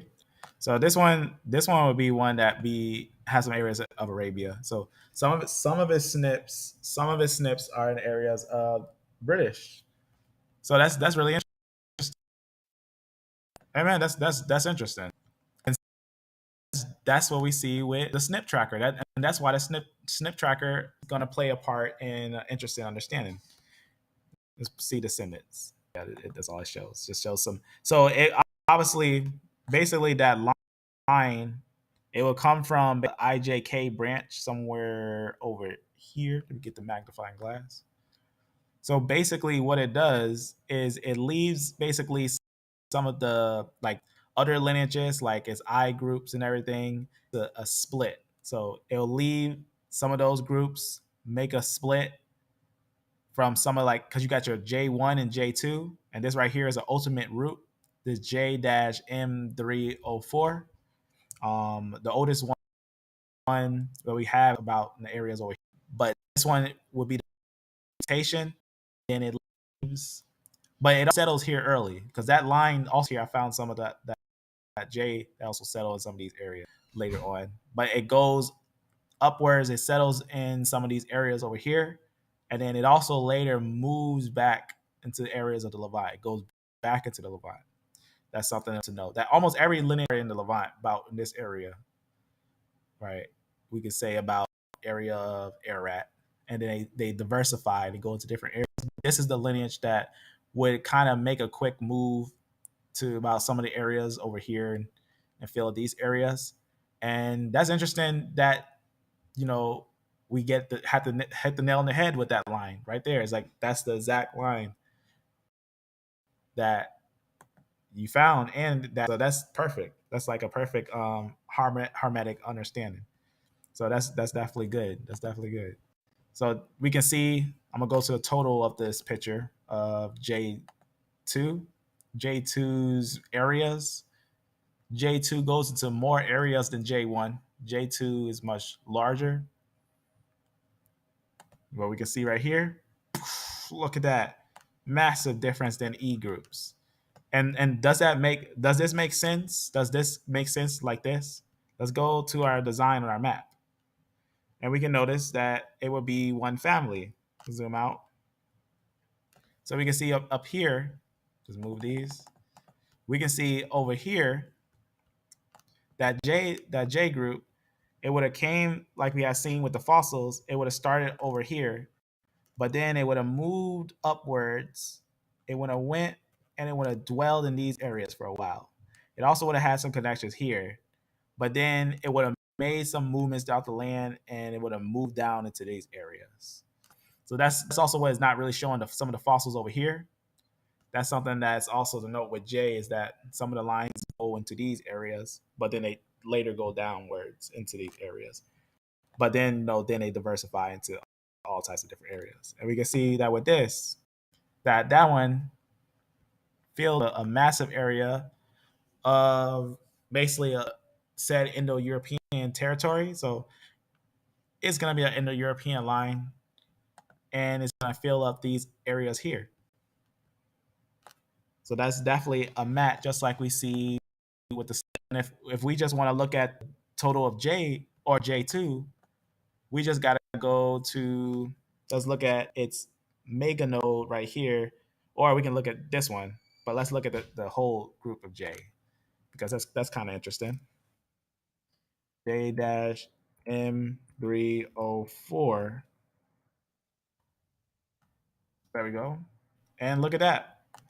We can see that it's going to fill up some of these different areas and these areas. And that's just like IJK, what we've seen with IJK. That IJK, if we put, no, I don't know if this will find, if I just type IJK, I got probably type the exact snip. Yes. It's an early node of it, which we can see over here. So it comes from IJK right here.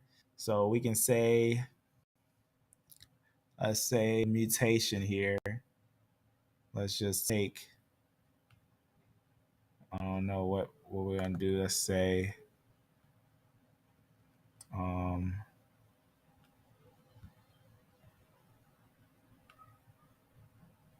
we'll just leave it. I'm not gonna try to look for a sub snip of it, but I can find one. There's already one on here. It's just interesting because it matches with the whole thing of his family. Maybe that's fine. That's fine because it's kind of interesting to combine together. What we're so this back to that line we was looking at. So that's interesting. That's to South England. That's interesting. The J2 fills that upper area, the upper north area. So that the whole J family gonna be one family. Lineage that we have there, that's that. I believe the groups don't get a lot of talk about what they really are. So I love that. I love that honesty, and I love that you're really looking to these things. Is really bringing understanding to history and the big picture. So it really gives some good understanding to that big picture. But we know this is the total of the picture, but that specific group was over here in these areas. So got some nice area, and it makes sense. It makes sense for the total of what we would see for this line. We would see that would be a family that would be connected here. So it's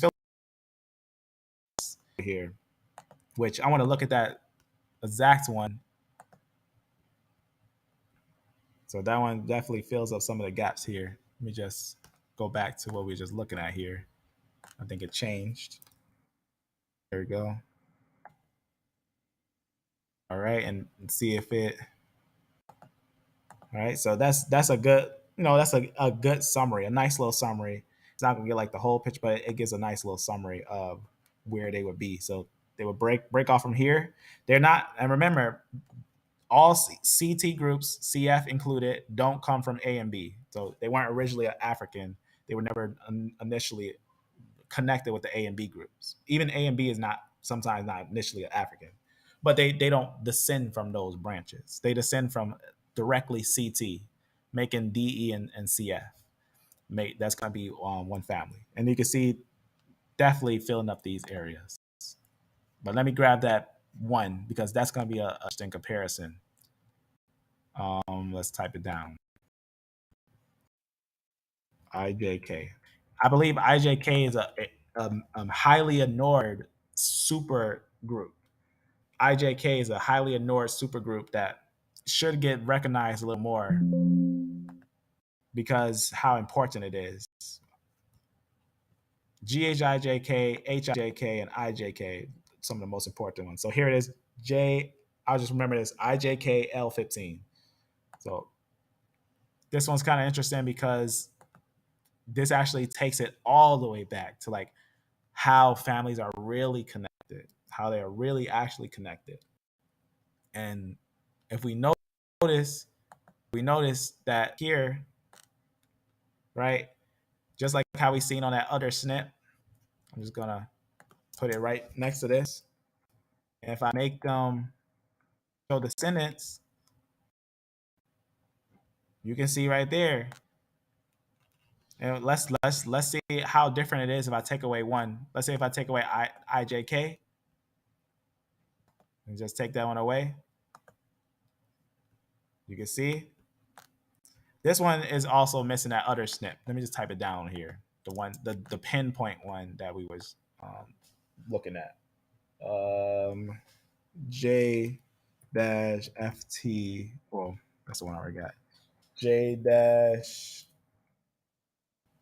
Y 101509. Okay, so this is like a a little summary, but putting the total of like the families together gives that full picture. See, like this area that we was looking at over here, that this area was filled. We can see that that area will be filled. Let's do it like this. Here's a better way to compare it. Let's do it like this. Let's put J dash M304, and let's just move that. So this is like the root of J groups. So you can see right there, like it'll be a root of all J. And just to show it on this chart, so this will be your IJK, make your IJ and your J, so root of J. So this is gonna be the root of J right here. And here's like a total picture of J. So interesting MTDNA is definitely interesting, especially like when people are being honest. It's definitely something that it gives interest to look into carefully, and that's what this line is showing. That is it basically paints an interesting picture of these things. So you can see the total of the mutation, because obviously putting together more of the mutation, it has a lot of areas here, has a lot of areas over here, has a lot of areas over here. So that's something that's interesting to note. But looking at the SNP tracker, you can see obviously having some major areas over here, just like we've seen with the other one. And it's definitely going to be connected with this one right here. So you see how much more it grow. It's like that. So that just shows the total of the family, but this is a partial group of that family, of this family. So you kind of see there.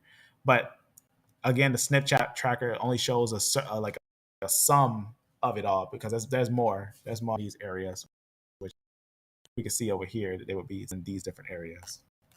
But that was together. The history and the genetics went perfectly together. There it is. My surname is of old France origin, arriving in England with the nomads. That's amazing. So that's amazing. That shows that the United States isn't just taking information from dirt. It's actual information that's trackable and relatable with history and with movements of peoples. So that's a perfect harmonic understanding there. So that was a perfect harmonic understanding for what we just seen there. That was perfect. So that's really interesting. That's definitely interesting. Um, let's do one more group. Let's do one more haplogroup. Let's do one more haplogroup. Let's see which one we'll look at. Let's see if they got L. Let's see if they got some MTDNA. So I'm thinking of doing a study on some of the MTDNA groups. That's something that I think the sisters don't get much love. I feel like they gotta get some um, edification to some of these things that we're seeing here. So they're getting like a summary of stuff, but they're not getting like the deep depth of the history and how these people came together and how they combine. But I usually try to throw that in every now and then, the little bit of the information of the women. Look at L3E or something. All right, so L3E, you can see they'll say that it was a descendant coming from the early lines. This whole thing, this is why I'm gonna do a live on this, how this actually works, how they actually are descendant. There's some questions about how they're descendant, but you can see obviously L3E got some places in areas of Arabia and areas of around, but there's definitely more to that. I don't know if this SNP tracker, I wanted this SNP tracker do MTNA. Y tree. Actually never did one of the MTDNA. I don't think it does. Yeah, Y full, obviously. I wonder, is there MT full? MT full? I don't know what you would do for like the female, like to look at the MTDNA will kind of be hard. YDNA kind of challenging. That's interesting. I want to let's use that MTDNA because I want to try to see if we can do with the MTDNA that down.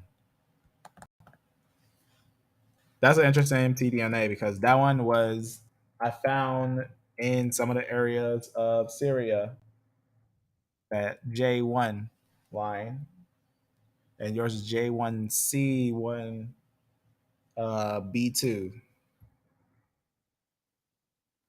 That there you go. Look, it's matching with the British movements. So definitely gonna move from the areas over here, and it's gonna move into these areas. I can't look this up on Y snip thing, but I could probably find something extra on it real fast. There should be something extra on it.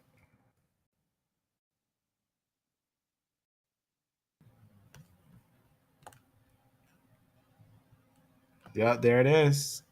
That's exactly what we was talking about. They're talking about it too. Let me. I'm not gonna log in, but that's what they're talking about. It says that line. They say analysis of the British Isles, right? Genetic structure of British population, and they talk about that. They probably talking about a paper that they're looking at. Let me just type it down. Let me just type something down with that.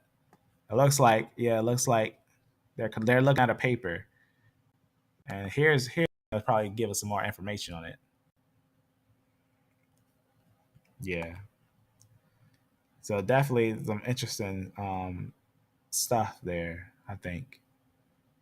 So just giving some light work there, but I guess the easiest way is what I usually do is just go right to this little thing right here and maybe maybe search it down. Sometimes you can find it in the search. I'll usually use this search thing because it doesn't show everything. Let's see if we can find J. We can note J1 real fast, just to give you something for the MTDNA. All right, so interesting. J1 was mixing with some of the BT groups, so some of the females, but that was in Sweden. So funnel beakers, the ancient female lines, and remember these are just mutations. So finding a J1 is enough to kind of give a good understanding of a summary of where some movements were, especially J1C. Like if we get something like J1C specifically, and it looks like there's a few, like 300, but we see. I'll put it at the oldest. What's the oldest one? Just to give you a little idea of some of the movements, because these are some of the haplogroups that I'm actually gonna turn away, because these also found some interesting movements. Here's the earliest one of the MTDNA. I'll show you where she is. She is sitting right on North Africa. So that's very interesting. So she is going to be sitting in North Africa. Also showed how you can find these papers if you had used this little tool before the app. It's kind of interesting. Let me find it again. So you can see right here, the one we were just talking about. I'm going to copy this and noting if it's Mesolithic, Paleolithic, or Neolithic always helps. But this is how you can make papers pretty much. Basically, search that last part and this part here, and put Paleolithic and stuff like that. But let me look at that and let me look at this real fast right here, just to get a nice little summary of it. So this is basically what it is. It's association with the Iberasians. So they have association with the Iberasians of Paleolithic and Mesolithic culture. So they obviously have some, like we went over some of the J groups. So they got a lot of those J groups there and some other groups. So that's going to be, but they obviously got the E groups of the branches from the Natufian E1B1 groups that we talk about. So those female lineages will also be there, but they make some movements into different areas. So that's something that's important to note. But that's going to be your oldest, some of your oldest finds of them. Said oldest of those finds, right? Always subjective. But then here's some in Iran that mixed with an R2 group.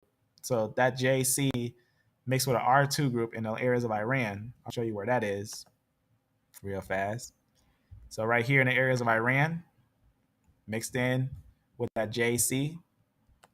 And then later on, we'll note that the C group goes in some other area. Not.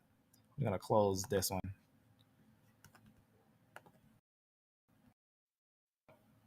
Probably open the.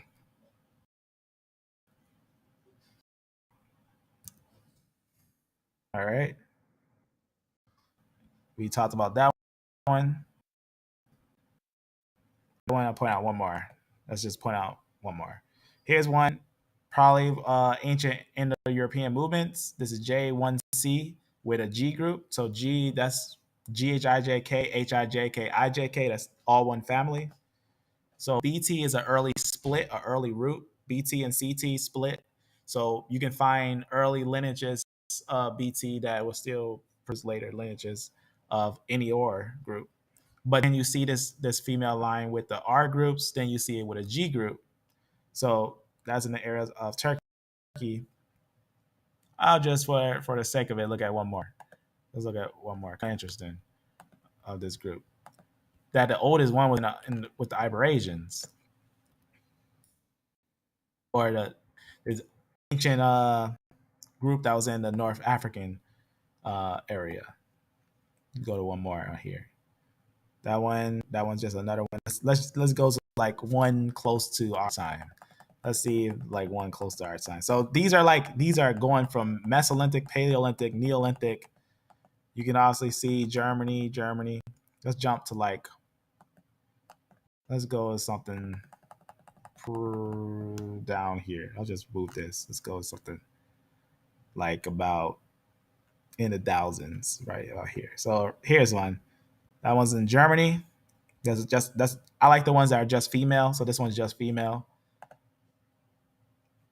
because that's gonna give us, instead of a man that mixed with a woman, just a woman. So remember, women make women. So it's better to find a woman, but it's always nice too to find a man that has an MTDNA of that woman, because then you know who she was mixing with. So you can see obviously in Germany, it has some interesting movements there. That would be like the mother. So your mother, that would be from your mother, like your mother line. So she would be the one that would met line coming from these ancient lines. But obviously, let's see if we can get like a pinpoint mutation. Let's try to see if we can find one that exact mutation. J1CB CB C1B. So here's one of C1B, and this is a long time ago in Germany. I'll just open it like this. I'll just leave it like that. I want to say Germany, Hungary, not Germany. 2A. So let's see. We don't got the exact snip because it's new, but we got a nice amount here to kind of paint that picture. Also in Spain, ancient Spain, you see right here. Just to show these two. Let's see if these got the same. What I'll do, I'll do this. I'll do a thing to show the tracker of it right here.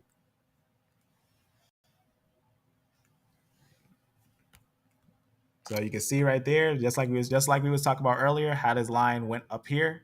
So they're showing it right there with that one that we was talking about earlier. So right into this area, split it and go into these areas. And that's also what we see, is that it will spend some time around these areas, around Mesopotamia areas. So that's definitely something that's it's definitely interesting. Let's see one more again on that. Let's go one more of those. Let's go to a closer to our time one for that. Let's go to like close to our time, like actually our time. Let's go to the last ones there. All right.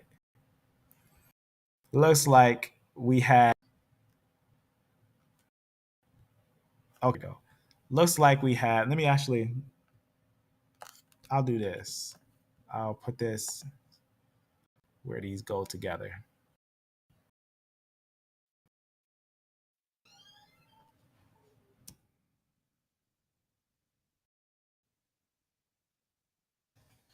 Then C1B. All right. Now we can see them just like right off the bat. Just gonna zoom a bit on it on these now. All right. This is giving us some obvious places where they would be. So this is another way to look at it. So definitely Great Britain, ancient times. So that's that J1C. So J1C, right? And that 1B2, that's just a mutation, right? That can happen at any time. But these definitely would be technically those ones. But just to show only J1C1B, kind of interesting. is that this is going to be some of the major areas. So Spain, France, Switzerland. So definitely the fossils are showing there will be around those areas of this female line. Let's go to the last one. I just want to see its last ones. Let's see if I can do that. All right, right here. So I'll say these are more closer to modern times. So some Sweden. Let's see what's the youngest one. These ones in Spain, but that's a J branch. But that's what we see. We do see it around that area, so that's definitely interesting. Definitely interesting. But it's just interesting also to note the same similarity with the SNP tracker. Can't use Y tree on this, but it's definitely interesting to see that even the SNPs are kind of showing a similarity, interesting similarities with the fossils and with some of the movements of the group. So definitely interesting. Thank you for sharing that. I want to say that was very interesting. The line is confirmed.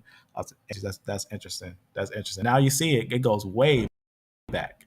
Now you see that line goes way back into the areas of Great Britain. Right, you take 2000 off of that. That's 527 BC. What history do we know about that time frame? Let's see, Yorkshire. That's Britain. So that's definitely interesting, and that's a female. But that's not C. That's gonna be D. These are more what we're gonna look at. So these are definitely interesting. Even has some spread to Russia, Sweden, right? But this Russia is subjective, so we got to look at the pinpoint area in Russia. It could be close, yeah, right here. So Russia, it could be all the way over here. It could be right here for Russia. So that's more, still close by.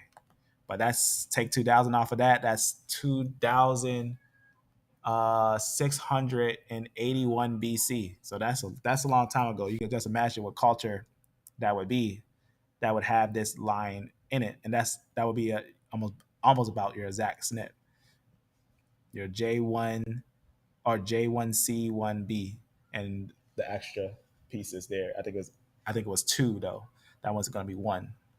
So it's going to be like a relative, it's going to be like a close on the female's line, like a close cousin away. Like they're like super close. They'll be super super close on your mother's side. So that's definitely what we will see there. I'm gonna look at one more. One more. I said one more, but just do this last one. See if I can type down two at the end of it. So that's interesting. That yours had that two at the end, and a lot of them had that one. So that must be a different family with that two at the end of it than that one, because it looks like there's a large group with this one at the end of it, but yours has a two. So that's really interesting. So probably interesting to look into that more. It'd probably be interesting to look into that exact SNP of that extra piece. But that's getting deeper and deeper. But all you really need is those first three. I usually say, if you want to look at a summary of where they came from, just look at those first 3 or 4 letters. But if you want to get deeper and deeper and deeper, you just gotta get right to the pinpoint of what we see. But that one has a 2 there. So that one, this is what it's saying about that. Haplogroup J1C1, 2, or B2, which remember this is always subjective. It says a couple different things. Let me just go to it. It's just a little, this don't give no good summaries of nothing really. Let's see if there's something else that would have it. But that's just an interesting little thing.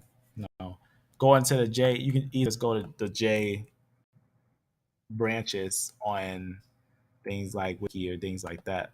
Like for example, here, and this empty, and obviously giving some interesting insight on those things. So like, let's see if we go into it. No, I'm not here, but that's what we was talking about. J1C. This one probably doesn't have on it. There it is, J1C. It just talks about it, right? They just obviously talk about they found in some different females Obviously, just like we was talking about with some of the fossils, this is not going to give you most likely nothing more than what we looked at. It's going to give you some summaries. It's in UK, J, is that? So, yep, it's just some interesting summaries. It got some connections in some areas of Europe. So, definitely interesting stuff. Definitely interesting. I would say, definitely interesting. Man. Yes, of course, but J is of Caucasus Persian, Armenian, Aramean. Oh, so I say it. Aramean origin, Asiatic. That's right. It is Asiatic. It is Asiatic, but it'd be a question if it's ancient Jewish. Yes, my J branch is a sub branch of J2B family with a likely origin in the Zagros Mountains, Iran. That's right. That is true. Likely origins around area. I guess to get back to the Y DNA, just to make a just so interesting roots there. Let me go back here. That thing we just left. Just to show the J branch. Let me put on Y DNA. I'll show you the earliest J of well, again, still the subjectness of IJ, right? We got to also remember IJ makes IJK, but here's, let me see if I can point that out here.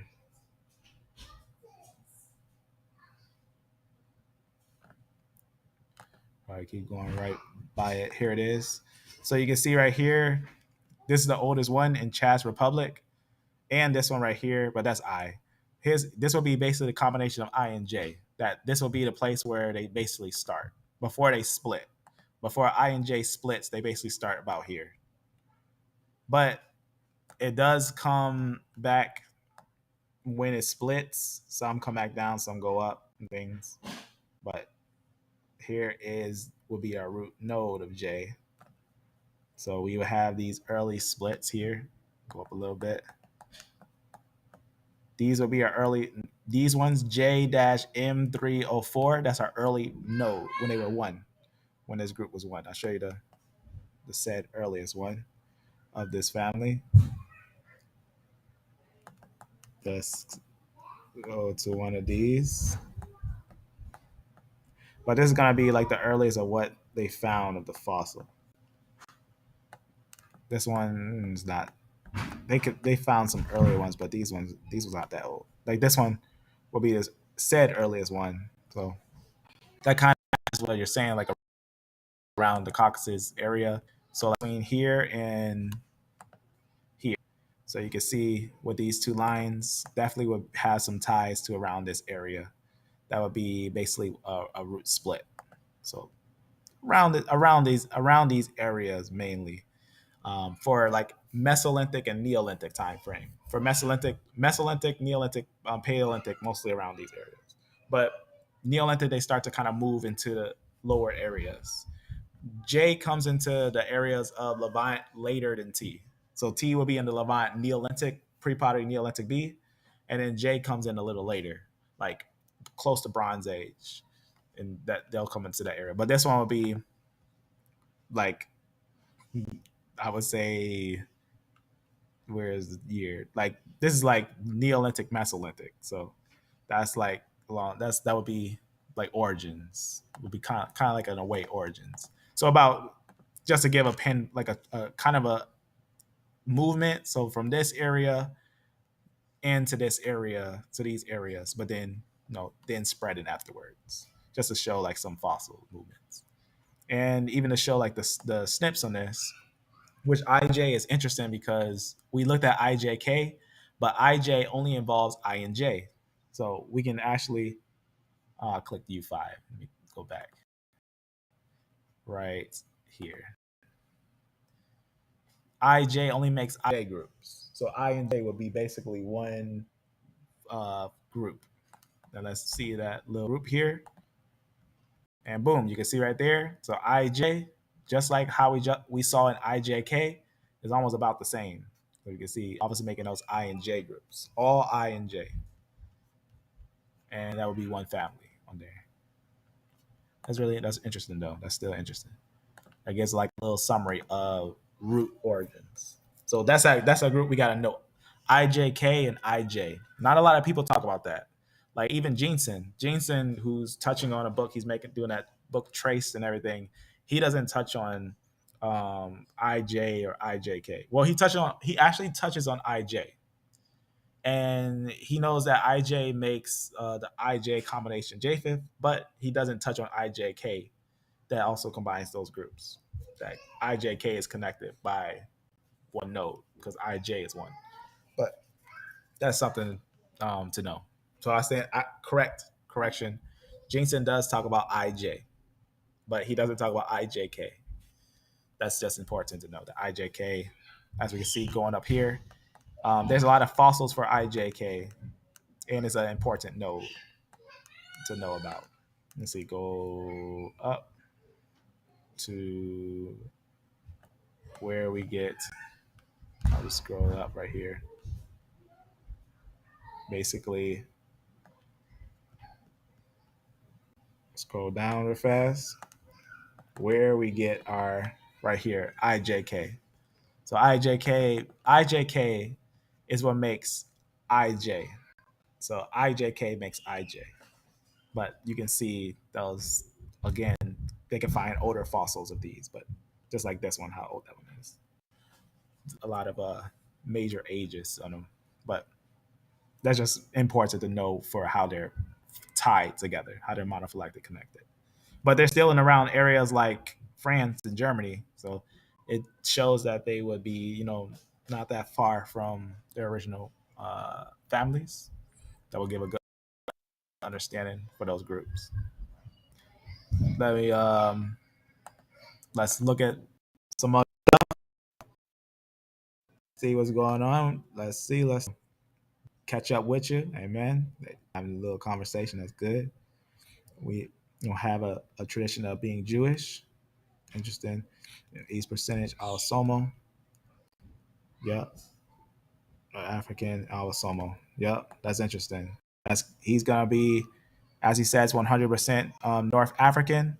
That's subjective because that's like we was looking at earlier. Remember that EM81, right? Even let's look at that. Let's look at his clade EZ 5009. Let's go look at that clade real fast because that's all we was looking at. EZ 5009. Oh, look, I put that weird E-Z 5009.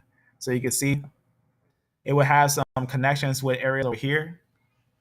So you can see right here, obviously having connections, but remember, that's going to be modern SNPs, but that's giving a good understanding where they could be. Obviously, having some areas over here. You can see some in areas of Mesopotamia. So that's really interesting. Areas of Mesopotamia and Syria, Damascus. Obviously, North Africa, where we should expect to see some of the Afro-Asiatic movements, and in different areas of Spain and Portugal. So that's very interesting to see that line in Spain and Portugal. Let's take that SNP and take a more closer look at it on the Y tree. Take a look at that. So right off the bat, I already know this is going to be a E1B1B branch, and it's going to be most likely a Semitic of it. The M35 is usually like we find that in different groups, some Ashkenazim and things like that.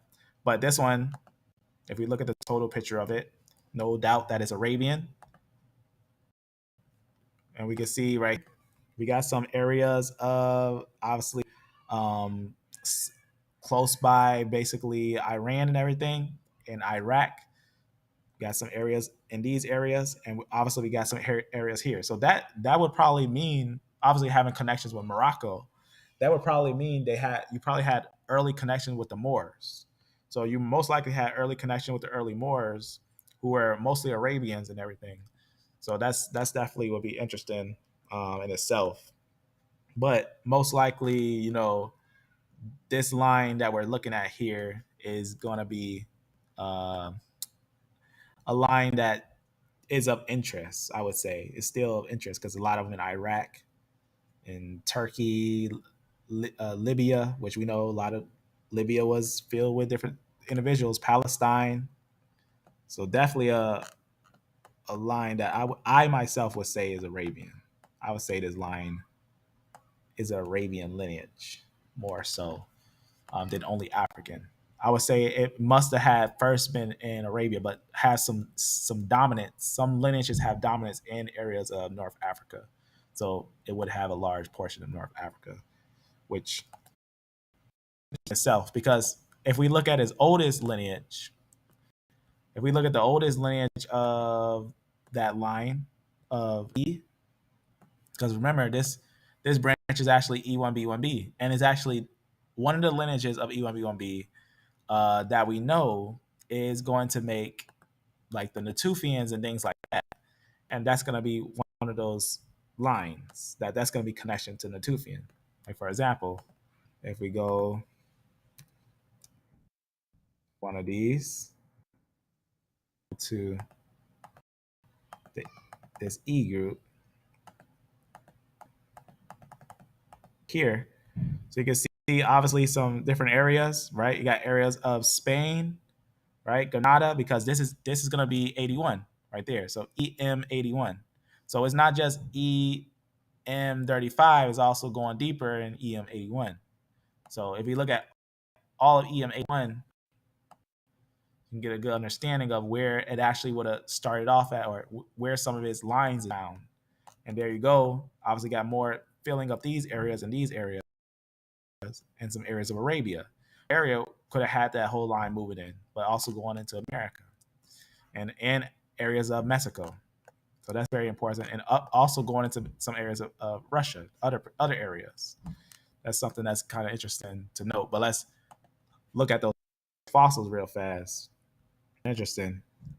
So 81, as we can see, we obviously got some in Germany, some in this area that's going to be in Spain, like we just talked about, Spain, France, and that's going to be modern times, and but still a little back. That's like take some time off of that. That's going back just that time. That's give or take 700. That's like 700 AD, 600 AD, 500 ADs. Going back. This one's like, this one's in Spain. Said 100 and like 100 AD. So that's really interesting. 100 AD. This one already in the areas of Spain, right here. So there's a little island right here. You can see what's going on there. This is gonna be a little island of Spain. So it's still considered territory of Spain, but a little island. So definitely getting familiar with the land, because later on that these groups go into the areas of Spain and conquer Spain, Portugal, areas of Spain, but they're settling in areas that are now owned by Spain. And go back to that group. So very early on and everything, most likely we'll start seeing them pop up in the territories of Spain. Just to look at some of these in areas of Spain over here. So we had some of those little islands. So these little islands over here, we had that line settle on these little islands. So with that, you can see what's going on there. So I like to look at the pinpoints of these. And then, is this also an island? Let's see. This is an island. So some over there and someone over here. So they're not yet taking this area yet, because later on we know that there's some give and take that's going to happen with these areas. But you can see they're actually going to have a lot of area here a long time ago. Let's look at this one. This one is in Spain. That's still in that little islands there. So very interesting line. I think the fossils are going to I see there's some with some DNA of some European groups. That's kind of interesting. Let's look at that. with these two groups. There's just some more of those islands. So those little islands, those islands in these areas here is what will start the mtDNA groups. These ones. So that this line can have different pigmentation because it's mixed with different women's. Um, L women's, K women, so L, K, and H. You got some different types. So it's gonna be different levels of that pigmentation with that group. So that's definitely interesting what we just looked at. But if we want to look at 35, we can look at E35 to get another look at it. Just to point at E35. So right here, you can see this one will be recent. That's super recent, but here's one that's the latest. Remember I said the Natufian? That's the oldest one. So if you want to find out where the oldest place for this line, as you can see, this is a 35 right there. I'm gonna just click M35. And if I go to the total of the picture of M35, I get a good understanding on M35. And this is gonna be the one that is linked to the Natufian, right? This is the direct one that's linked to the Natufian. That's gonna be a Eurasian, a Levantan lineage. And there it is, mostly in Arabia, that line. It's mostly in Arabia. And we can see based on the line we just looked at, and let's put it right here, E-M35. And boom, look at that. Look how massive that one is. So we can see going all the way back to M35, you can see with the Natufian right here. We also know close. So there it is, the oldest one. That's where that line actually comes from. That's the origin of where it actually comes from. That line actually starts around this area. So 35. That's why you get so much in this area first. So that total of the family, some you get here, some more so of this family because of its oldest snips of the Natufian. So that's very interesting too. As we can see, it fills up a lot of this area here. A lot of this area. So it's not the most here, though that snip is most here, but that the most of that node of that family line is mostly in upper areas of Eurasia. So that's also something that family line. Thank you for sharing. Yes, I know, very interesting. Look for EL19 in the ancient DNA map. It's pure EL19. I don't know if I can find it on here. But let's see. L19. There it is. You can see it in Morocco. Yep. We can see Morocco. That branch goes to Morocco. Goes to some other areas. It's also found in Spain as a Muslim. So that's also something to note too. Granada, Spain. That one's actually going to be in the continent. So right there. All right. All right. Just got a little munchkins running around, but that's almost 14. That's almost right after 1492. That's like 100 years after 14. That's like 15, 16. That's like 1600s. That's like the 1600s. So some still there, probably getting by because of his mix, because of that U6 mix. That's gonna make him probably lighter skin. And these ones too. So a lot of U6 mixes, a lot of them have lighter skin, but some have darker skin still. Some of the U6 still have lighter skin, some have darker skin. So it depends on that group. So that's note a little bit with that. But again, its ultimate node goes all the way back to the Natufian. So you can't cut it short. You can't say that's all that it is. You got to go all the way back to the roots. But you can say at some point in time that lineage was mainly in the areas of Africa, but its ultimate node would go all the way back to the Natufian area, which we know that age stretches up to 39,000 for that one. But That's definitely an interesting one. That's definitely an interesting one. That's definitely an interesting one. But even that age, this age right here doesn't compare to this age. So that age is definitely gonna be higher than that one, and we got higher ones than this. That's not too old. That's why we see that it fills this area and these areas after a while, and then its descendants come. The later descendants come. But we could also look at that one just for the sake of it, L19 right here, L19, and we can see, yeah, it fills up these areas, but it also fills up here. So as you can see, it's not only isolated here; it's also in these different areas in here. That's also important to know that it moves in some areas. It's not isolated only to Africa, though we have portions of it there, but it's in. Let's see, it's pure. Yeah, almost pure, close to pure. It's almost pure African. It's highly African. Moors are not Arabians. Moors are North African Berber brother. Now that's a deep topic. That's a deep topic. Did a study on the Moors. The history of the Moors is a little deeper than just they're not just isolated to a location. The Moors are to be a group of individuals that trace all the way back to a linguistic tie. Moor. What is Moor? What does the word Moor actually mean? Where did it come from? Where was it actually used? Let me show you something real fast. If you ever want to see a video I did on E1B1B and E1B1A, where I go and talk all the way about Joseph and how he was sold to the Midianites and Ishmaelite stuff.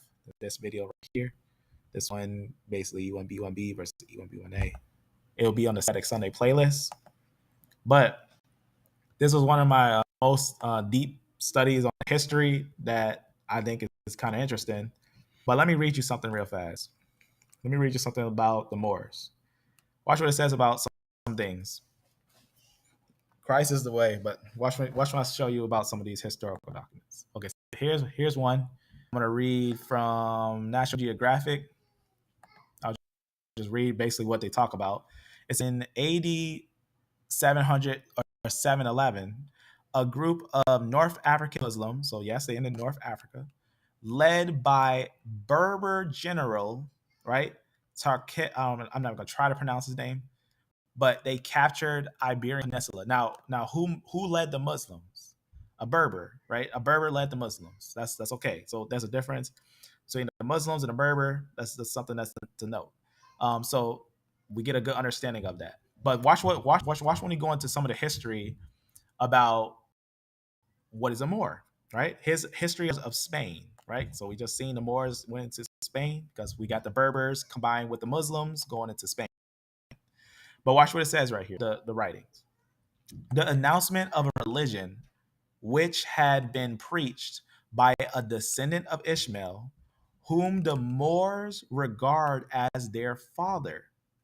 The rapid conquest of the Muslimans, who were already masters of half of Asia and a large portion of Africa, who threatened to enslave the world, aroused the excitable imagination of the Moors and restored to their national character all its passionate energy. So that's from 1841, Moors of Spain. That's one source that kind of talks a little bit about the Moors and get a little information on them. Let's get a little more into it. Right, Muslim man, Moors. Look what it says right here. Yet, when we reflect that these traits in the Moorish character are not to be met Asia, well, not to be met with in Asia, which was their original country, right? It's just talk about some of the characteristics of some groups that Moors can look light skinned and Moors can look dark skinned, right? You got your white Moors, your black Moors, but Moor is a little more into depth of identity. What they are still less percapitable in Africa, where they had nationalized themselves by conquest, and finally that since their expeditions from Spain, they have lost all traces of these basically calvarist, right? Basically animal characteristics, right? It's basically saying, since the fall, they lost a lot of their glory days. Must we basically I'm gonna just skip this part. This just talks about some other things, but this just talk about basically after the fall and stuff, they don't have that tie like they had before. But this, I'll show you what this now is talking about. This is Moors in Spain, right? This is from 1811, so the other younger than the other one that was in 1850 that we were just looking at. Just close some of these. So Moors in Spain. So it just talk about how the Moors were like a kind of like a combination group, a group that combined together. And here's a little information on the Moors. So here's a little information on the Muslims combined with the Berbers, right? Watch what it says here. Term, talk about the word Moor and everything.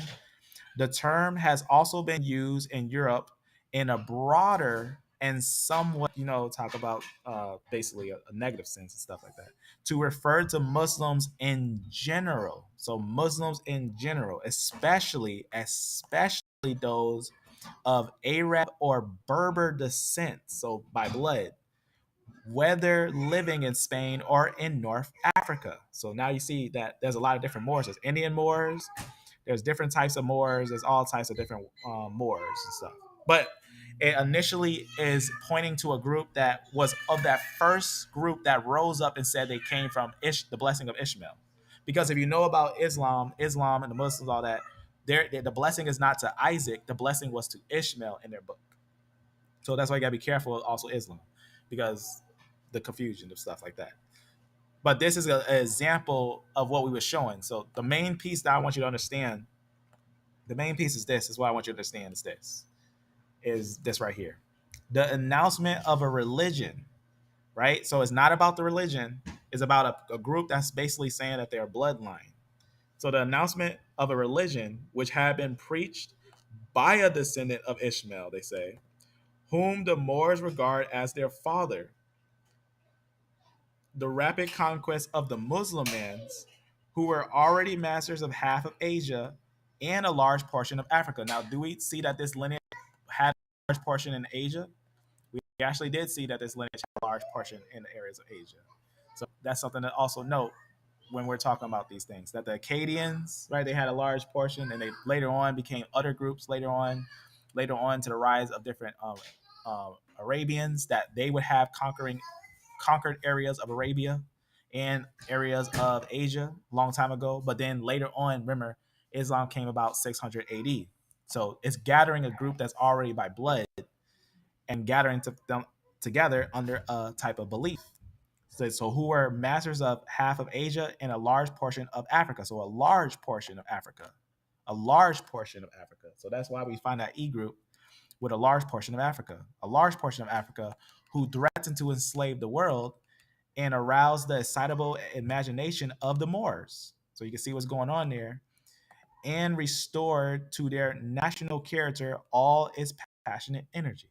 So you can see what's going on there. So just to get a little feed on that is important. The Moors technically are not named by location. So they could be Arabian, they could be African, and they could be Asian.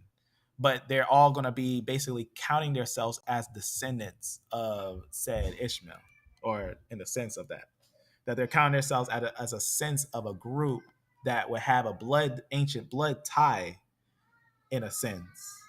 So it wouldn't matter if they were black or if they were white Moors. They would technically by blood be from one family. Is what they're basically considering themselves one group. So the word Moor is a little more depth into. We can go a little more into depth into the word Moor. We had a study on and a couple of things like that, but I know that some E1B1B might have ties to Ishmael. I'm not saying all of them do, but some of them do, and Midianites and things like that. But they're going to be ties to Abraham, to ancient Abraham, but going far back, giving some far back to these things. But let me just point to the word more, because there's things with the word more. Just real fast, I want to show on here. Let me just go to that. real fast because, or it could be subjective. There's a couple different things of more and whatnot. I'm just gonna point out some things. Here's an interesting thing from National Geographic about with Moors. Remember I was talking about with Moors, you can have a white or black, but who were the Moors? This is the understanding of the Moors. The Moors came to mean one, right? What just happened there? I don't know what it is. Let me just, there we go. All right. Whenever I leave that thing there, it moves my little sensor.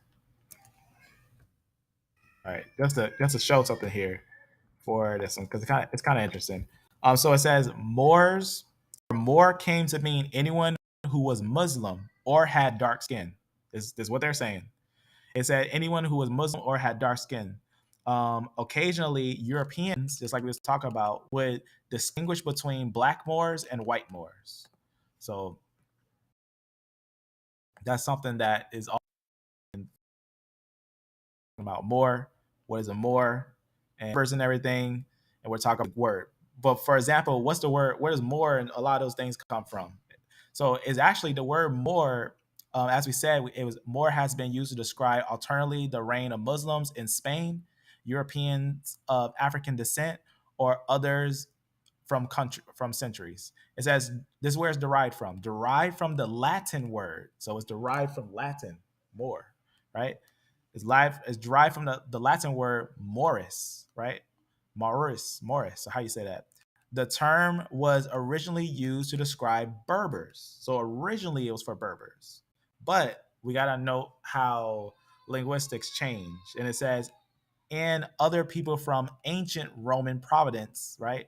Talk about the Mari, how you say that, right? Which is now from North Africa. So yes, Berbers, North Africa, in a certain area, yes. But then over time, it was increasingly applied to Muslims living in Europe, beginning in the Renaissance. So what is the Renaissance? The Renaissance, you get the basically um, after Rome fell, right? When the Ottomans attacked Rome, Constantinople fell, and then the Romans moved over, and it's possible that the Romans that left Constantinople began the Renaissance. But at the beginning of the Renaissance, Moor and Black Moor were also used to describe any person with black skin. So it's subjective. It's a linguistic thing that we got to look at in time, and we got to know when we think about Moor, are we considering what time frame are we considering before the Renaissance or after the Renaissance? You know what I'm saying? So before 1492 or after 1492? Because when did the Ottomans attack Rome? Right, 1453, somewhere around there, 1453. And then shortly after that, 1492 happened. And then that's going to be where you get the changes of a couple different definitions. But let me show you one more piece to that. It's a word that it can cause some problems and stuff, I think. All right, so here's if you ever want to see just a definition of a black Moor and everything. Yes, it's used for some groups that's only black and everything, but like it says, different black Moor. We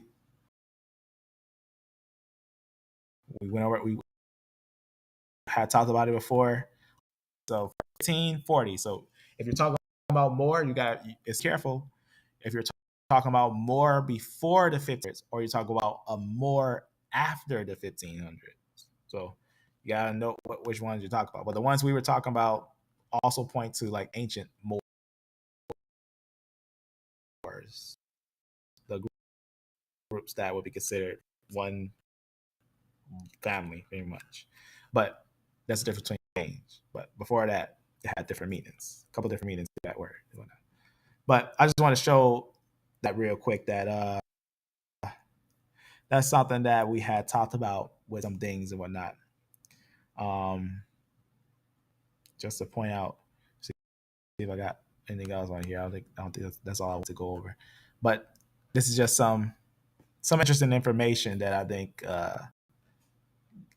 gives some understanding to some things, I think. Let's just be like that. So more, it's we gotta be careful with what we're saying. But more, I say more, talk about a fact that would most likely, which usually, but that could be subjective too, right? Our clays is related to, yeah, and remember that's not older than the Natufian, because remember the oldest Natufian is 39,000 years ago. Also, we got a geneticist that tells you the E group split in the Middle East, right? And I'm only telling you this because this is genetic facts. There's one day there's going to be a generation that's going to rise that's going to be the generation that stands in the truth, and maybe that's this generation, right? But let me just show you something real fast with two sources, just so you can that yes, the Iberusians, the like to use and say that those are African. Have you looked into the Iberasians MTDNA? You cannot say that those groups are only African if you haven't looked into their MTDNA. Is there African? Is the Iberasian MTDNA only African? No. Show me the L lineage, and then we'll see if it only was in Africa. Does any Iberasian have an L lineage? And how did they get the lineages that they obtained? So you got to think about those things, which also geneticists think about those things. But look at this from this article. Let me just show you something as from something that came out in 2020 that is important to know about. Genome history of the Middle East. What's the oldest find of E1B1B? Which one's the oldest? Is it the Iberasians or is it the Natufians? It's the Natufians. As it says, haplogroup common in Natufian E1B1B is also frequent in our database, with most lineages basically coinciding 8,000 to 9,000 years before present. Though we found a rare, deeply divergent Y chromosome, which basically is 49,000 years ago. Now, have you ever seen me talk about this find? Have you ever actually seen me bring out? I'm not talking about SNPs. I'm talking about a fossil. I'm talking about an actual fossil that is going to be 49,000 years ago, and it's a Natufian, ancient Natufian that's found in Mount Carmel. In fact, let's find it easy. I believe I can. Let me just quit. There's 90 different sites. That's 90 different sites where Natufians are. 90 different sites. 90. But there's still the information to this day because, like we said, you got to know DNA. Note the mtDNA of the Iberasians too. Note their mtDNA. That's important. You got to note their mtDNA and ask yourself, how did they get that mtDNA? How did they get that mtDNA? But let me see if I can find Mount Carmel.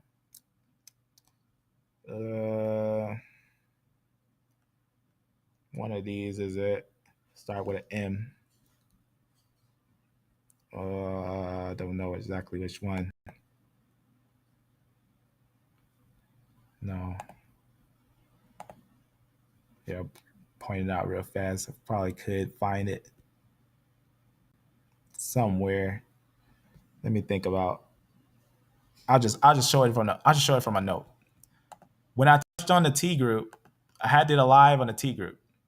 And remember, that's 39,000 for Natufian, but also match that with what geneticists say right here.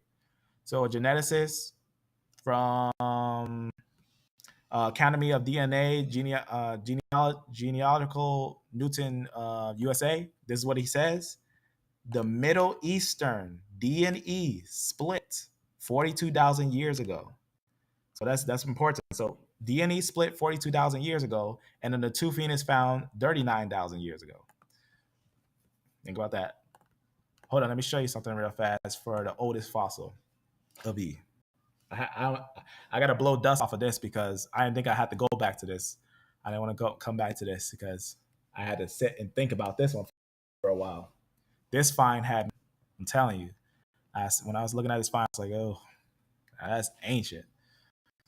But I had about those years. I was like, yeah, but then again, these years, you got to question these years. But this definitely is the oldest Natufian found that I can say.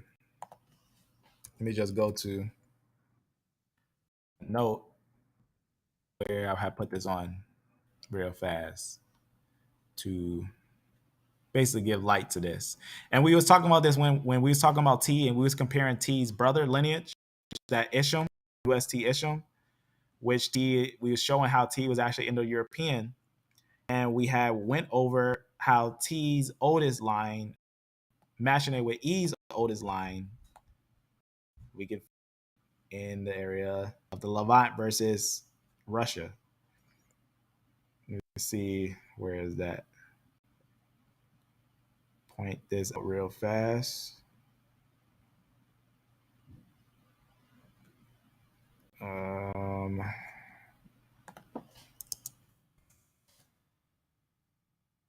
See if I can find this one. I haven't went back to this little note for a while, but I'll show you it as because it's a Natufian. It's a Natufian fossil found at Mount Carmel. It's found at Mount Carmel. It's one of the oldest finds of Natufian found. But I gotta go to a certain note here so I can point this one out.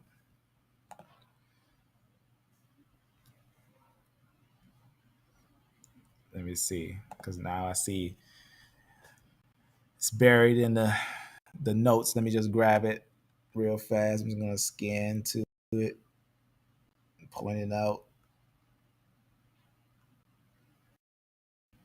I know it's not that deep in there. Here it is. Triple T. Note on T. All right. Let me point it out real fast. The fossil that we're talking about. So the Natufians are not African. The Natufians are not African. Sinai is not Africa in Africa. The Sinai is not in Africa. But let me show you something real fast. Let me show you something. All right. Let me just show you something real fast that I think is kind of interesting. All right. Zoom, zoom, zoom. All right, so check this out. So they just talk about an interesting find that's going to be found in the areas of the Middle East. And it's going to talk about the Levant and everything. And I'm going to read to you what we found. It's new human. It's actually in this cave, Mount Carmel. All right, so it's going to talk about the interesting finds that they found in the Levant and everything. And basically, long story short, let me see if this one is the one under it. This one don't go into detail. And make sure it's this. All right, there we go. Yeah, that was it. It was this, and then I had to click on this to go to the place. So right here, just to kind of it out. But here it is. He's gonna talk about some of the finding. Okay, right to the meat of it. If I can find it on here, if it does one, let me see. Let it load.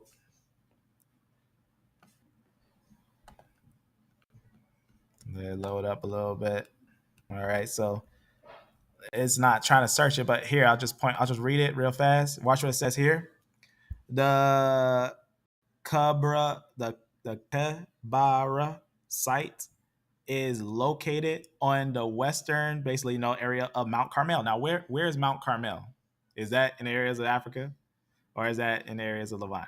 We should know that's in the Levant. Mount Carmel, right? At Mount Carmel, we can note here, it's going to tell us a few things. It says archaeological. It says deposits consisted of the distant entities from early Natufian to middle, so from early Natufian till middle Paleolithic. So we're talking early Natufian till middle Paleolithic. Middle Paleolithic. How old is Paleolithic? Let me show you what this thing is talking about. What is it actually talking about here in this vine about the Natufian and all those things? What does it actually talk about? Let me go back over here and point out what it's talking about. This is what it's talking about here. Because this is going to be a find that is going to be talking about some of the earliest finds of humans. It's comparing an Isham that said 50,000, 60,000 BP before present, and is comparing it to what we're talking about. These are side notes to this note that we was talking about. Let me just point out what's going on here, just to kind of make it clear. So this one, and let me point it out right here. These two side notes here, because it's kind of something I gotta explain. So it's just talk about these side notes of a human from Siberia.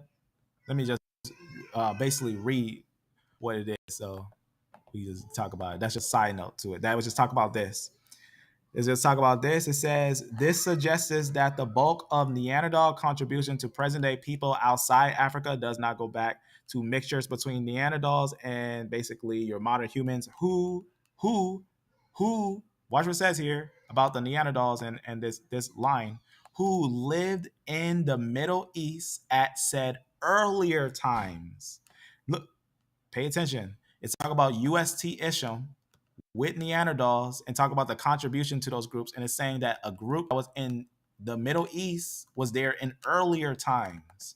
For example, the modern humans who remains are found at these two caves. And these two caves were the one, this paper, what we're talking about, these two caves are the ones that were leading to Natufian.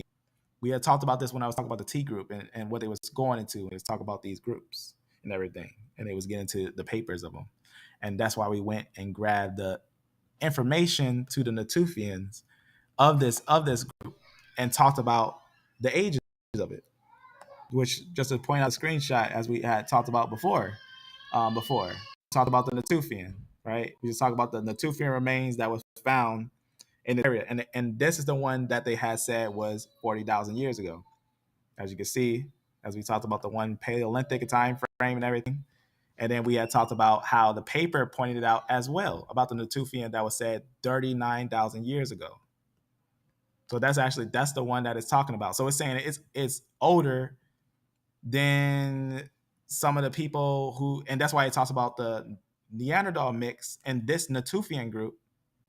Because when I went over this before, I wanted to also clarify that the Natufian group don't have this Neanderthal mix. And that's what they were comparing with these two groups. They was taking these two groups and looking at the fact of those things. And he was looking at how we can note that the Isham and its Neanderthal mix, we know that the Natufian that was also early didn't get a Neanderthal mix. So that means, what it means is, if Isham has a Neanderthal mix and Natufian doesn't, that means that Isham and Neanderthal were separate from each other. They didn't get the same mixtures, yet this said Isham is 50 to 60,000 years before present. But the oldest finds of Natufian goes up to almost 40,000 years ago. That's something that is important to note when touching on the information. Also, we can point it out real fast. Let me just copy this. I was just trying to find the exact location. See that everything. See, this is just talking about the Natufian, not ancient find. But let me point out that one. Maybe I could just point out the location now. Now I know what the location is named. I think it starts with a K.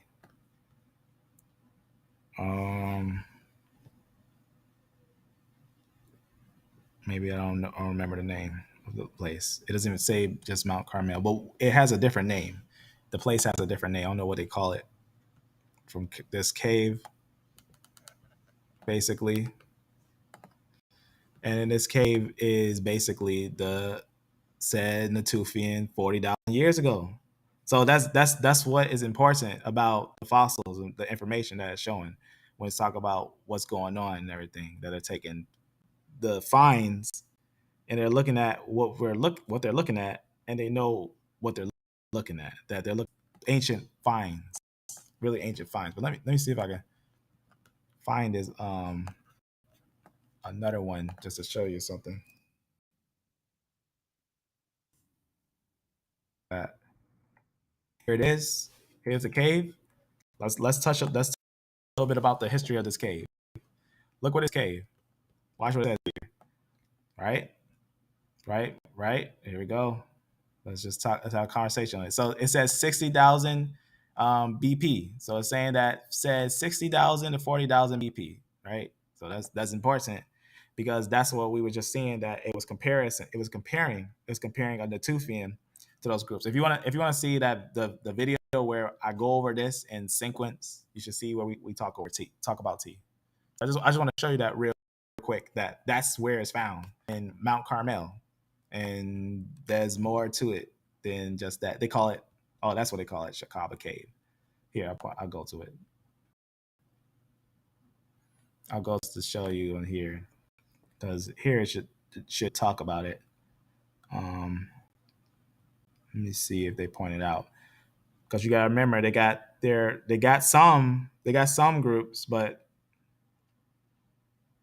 there's more older ones. Let me see if we can find it. So you can see right here, obviously it talks a little bit about it, but it's not going over the deeper of the sources and everything. But as the group we were just talking about in that area and whatnot, this is one of them in this area, right? We were just talking about this, and we was talking about it on the paper, and we was talking about how the other paper was saying that they were the oldest, right, in this little area. So that's something to know about with these things. There's something to know about that. The Natufian gets older than the other ones, so you can get a good understanding of these things.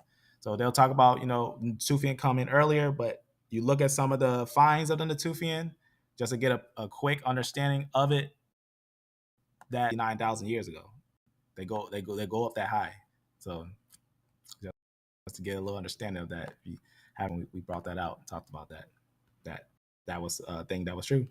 But again, they say that the people split in the Middle East. That this splits in the Middle East.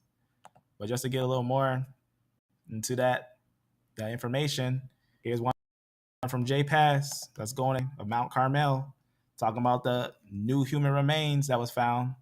This is one that when people talk about the Natufian, they don't look into the really, really ancient find that they found of the oldest Natufian. That's why they say they found what? Again, rare and deep, right? As it says right here, though we also found a rare and deeply divergent Y chromosome, basically 39,000 years ago. 39,000 years ago. You see what's going on? Let's go over here. So this is going into that fossil. This is a little read on it. I'm just gonna close this because we don't really need that. But these are just some of the reads that go over it to show you that what I'm showing you is for real. That most of the time when they talk about the age of these Natufian, they don't want to show you the oldest one. Right? They're going to show you the Mesolithic time frame. Natufian is early Natufian till Middle Paleolithic, right? Middle Paleolithic. That's your late, early, and Middle Paleolithic. So just to get a good understanding of the group that would be in this area, right? That area that we were just talking about. So you're getting an understanding that the regions, even on the Natufian information, they'll tell you the Iberasians came from the Natufian. That's where they came from. They came from the Natufian. So that's something to know about. But some of the Natufian, most of them are around said 8,000 and whatnot. That's why they said 8,000, 9,000. They're sitting in between, as you see, most of the Natufian are about 8,000, 9,000. That's why you see some 12,000 years before present and stuff like that, because they're hovering around this area, but some go this far back. Some of them, they go far back based on the scale. So on that scale, you're gonna have to realize that they go far back. Right? They're gonna be basically deep. They're gonna be deep in these areas. So that's gonna be something to note with these things. So very, very deep lines, very, very deep in there. So very, very important. So You can know when they come in, when they increase, but you got to also know what they say about those lines, right? You got to note, because if you see any date, listen to me when I say this, if you see any fossil surpass 3,000 years before present, it's going to be exaggerated. Any fossil past 3,000 years before present is exaggeration. They're not actually that old. They're not actually that old, but it's going to let you know which ones are older. That the Iberasians aren't the oldest. That they didn't come out of some random place in Africa, but they came from pretty much the north. They came from somewhere else. There's something to know about. Let me see if anything else on this. So that's something to know. That's just something to know about that group. And we went over it. We went over it. You know, I don't know if this has something fast. Just to, let me see something. It's probably nothing. Or the must listen to that. Oh, okay. This is just some information. Interesting stuff. Because that goes into some roots, some actuals that's very important. Let me make sure this ain't nothing. Because I don't know why I put that underneath there. 1748.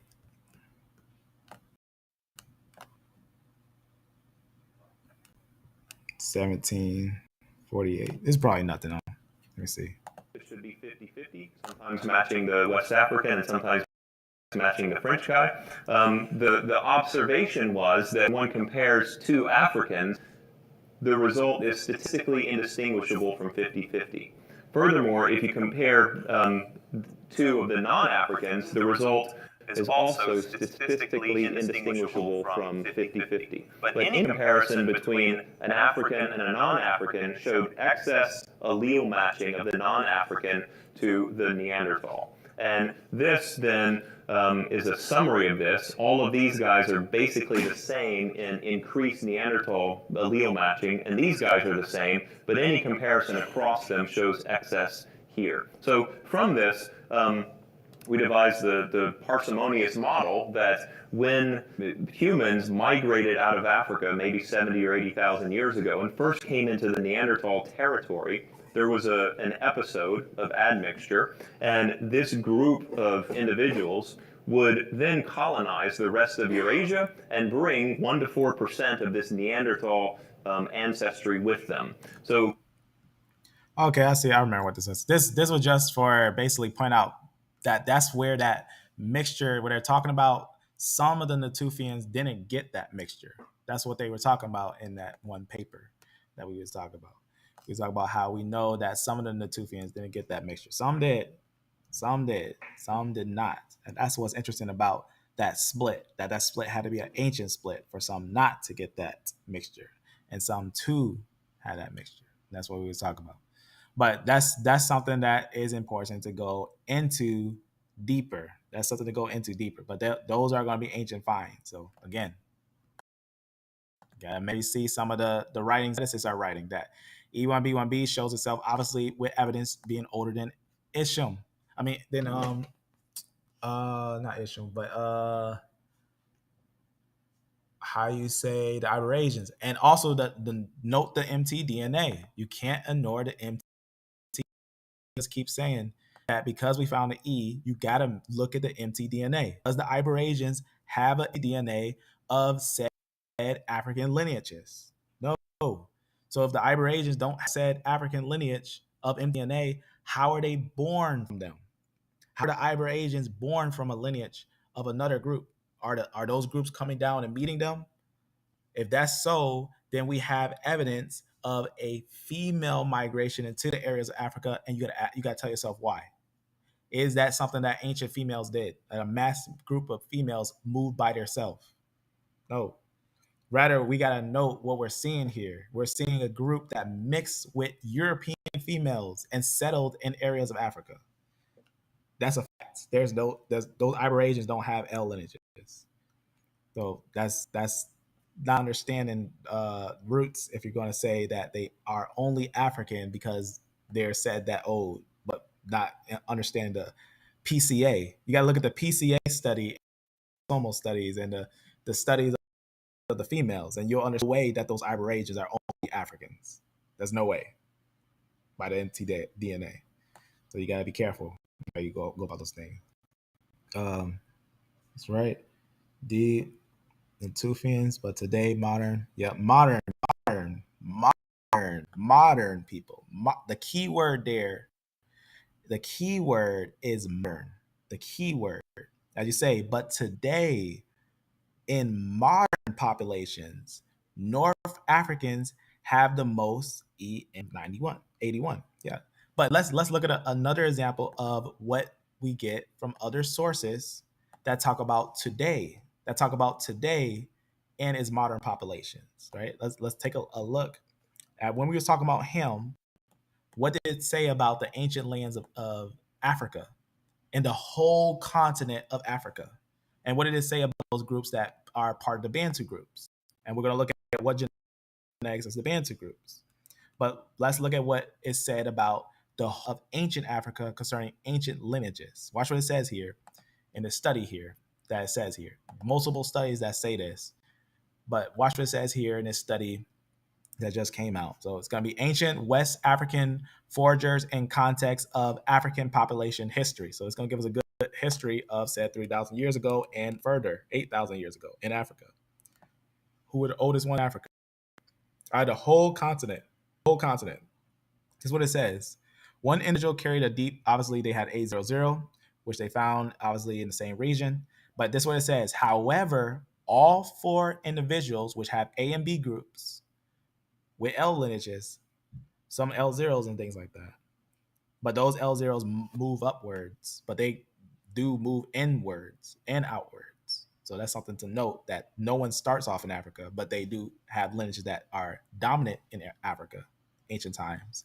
But guess which ones are not ancient Africa? When we talk about MTDNA, not MTDNA, but Y-DNA. When we talk about Y-DNA, which ones are not ancient Africans? Genome-wide ancestry profiles are not similar to West Central African, are most similar to West Central African hunter-gatherers. So remember, the A and B groups, they say, are obviously connected to Western hunter-gatherers. But watch what it says here.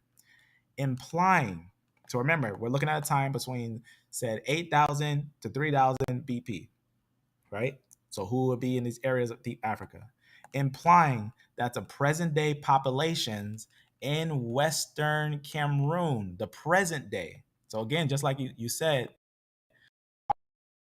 but in modern population. So this is the same understanding, implying that present day population, Western Cameroon, as well as Bantu speakers across the continent,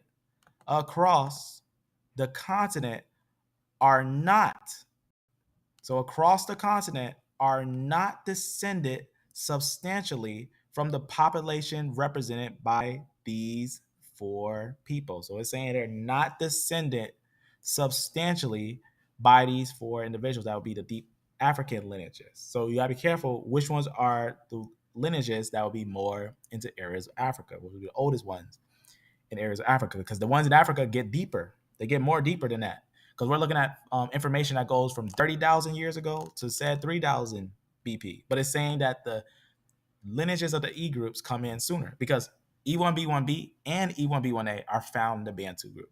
If we look at the Bantu information, the fossils of Bantus, right? We could just take a look real fast at some information of the Bantus real quick. And guess what is also a part of that group? E1B1B. E1B1B. We know that E1B1B actually would be the earliest Bantus. E1B1B is the earliest Bantus. Iron Age Bantus are E1B1A. So that's important. Iron Age Bantus are E1B1A. So that is important. Let me point something out here real fast on those Bantus, just to kind of point it out here. Right here. See if I can just quickly get to it. Let's get to it right here. Just to point out who are the Bantu groups, which ones are the groups that came in later, that actually has settled later.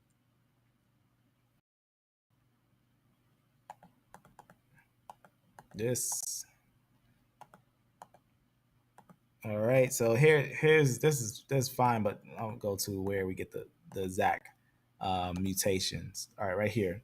So as you can see, these are the groups that came. These are the Bantu groups. All the things that you see here, these are going to be Bantu groups that you see here. So E1B1A, as you see, that's they're recently the oldest one. Let's go to the oldest E1B1A. Let's look at the oldest one. So the oldest Bantu groups come there about 15 BP. So that's important to know that those are going to be E1B1B groups that go down there first. And they themselves are replacing a group that goes down there. But then later on, you'll see your E1B1A go down there. So you can see, let's go to the oldest one of E1B1A.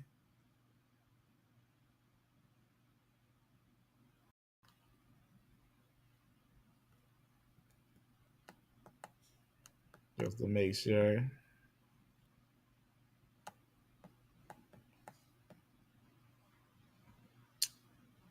We'll just say, because all these are still young. So technically the oldest E1B1A, these are with A groups. Some blend in the A groups, but they get replaced because remember they were the oldest down there, the A and B group. So A and B was the oldest down there, get replaced. But our oldest E1B1A there is only Iron Age, our oldest one. So these are young. This is only like the 19s, 1800s. These ones, same thing, 19, 18, 1700s. This is the oldest. And notice that. How old is that? That's right after the rise of Islam. So the oldest E1B1A that we find, besides, we can also try to we can try to go back and go to like information with like the movements into Africa during like BC, like 500 BC, during the rise of Nebuchadnezzar and stuff when it was going down into Egypt. But this is based on fossils. Based on fossils, the oldest E1B1A doesn't even go into the areas of Africa 1000 BC. Listen to what I'm saying. I'm saying the oldest E1B1A M2 branch that you can find is only in Africa, said at the furthest that you could possibly find is 1000 BC. And this, remember, this is BP, so that's before present. So before present, that's only 1400 years before present. 1400 years. Take 1400 years off of 2000, right? That's going to take you right up to like 600, close to the time of the rise of Islam. That's when the Jews were fleeing from that area. So that's something to note. But also note that the early Bantus are E1B1B. So they're not deep in Africa. So they're not coming out of Africa. That's what that means. That means if you're taking an Iberasian that's hovering off of Spain and trying to say that that's oldest, where did the Iberasians come from? Where did the Iberasians come from? Can you link the Iberasian E group deeper into Africa or to the said homeland? Because remember, let's all remember this when we go about the out of Africa concept. Out of Africa. And this is why Iberasians cannot be used for this concept. Because if you're taking out of Africa of modern humans, right? Modern humans and everything, where they say that they came from. Over here, not over here. The Iberasians are over here. So if the E is oldest over here, then that means they had to migrate from somewhere else. That's what that means. That means if they got over there and the said out of Africa concept is that supposedly they came out of this territory, then how did they get over here in Morocco? So you got to ask yourself that carefully and link it to its oldest node. So if the oldest node is in the Middle East, if geneticists says DNA split in the Middle East, you got to show me a DNA group that this group split from, and you got to show the route of his movement. And how did it get with the females that it got with? How did it get with the European females that it got with? That's important to know about. And also we can go deeper into Iberasians. There's multiple sources that say the Iberasians are actually from Arabia. by their female lines. That's something that's important to know about studying PCA, or principal component analysis, to look into the principal components like the mtDNA and its mixture, or things that's going to bring a culture together, see if it actually links with Levantin, which it does, that the Iberasians actually have autosomal connections and other connections with Levantins, ancient Levantins. And we know that's where they came from. Could show you multiple sources for that, for the Iberasians' actual movement from the areas of Levant. So you gotta be careful taking that group and not looking at the mtDNA. You're gonna get a misunderstanding of it. Because we went over it before that the mtDNA is gonna tell you the truth. It's gonna tell you the truth. You gotta look at it carefully. But modern information doesn't change ancient information. So even if you give misinformation that E is only an African, right? And that's not true. U6 is not native to Africa. U6 is not only to Africa. The oldest U6 is said 39,000 years ago outside of Africa. And just to show you that real fact. Because yeah, U6, that's actually an Indo-European line. U6 is Indo-European. It ends a lot with the E groups. U6 has a large portion with the E groups. But guess what? U6 is Indo-European. That's something that's important to know on how we know. On how we know that U6 is Indo-European. Let me show you something. All right, so watch this. So I'll give you a little understanding on that. Fine. Go down here. Let me just point to it on this. All right, so watch this. Let me show you something about U6 that's important to note, how old it actually gets. Do you have any find of the Iberasians as old as this U6? Let me show you something. Watch what it says here about this line. Mitogenome of a said 35,000-year-old Homo sapien in Europe supports a Paleolithic what? Back migration to Africa. That U6 has a back migration to Africa. Talk about it. All right, so watch what it says here about that U6. Okay, watch what it says here. This is way past the Iberasian, but that's what you're gonna find in them. All right, because we can point out the mtDNA of the Iberasians, and I'll show you that they came from Eurasia into Africa. That's what's going on here. Okay, watch what it says here. We identified PM1 mitogenome as a basal, so this is going to be your root of U6, not previously found in any ancient or present day human. So it's new, right? It gives a good understanding to where it began.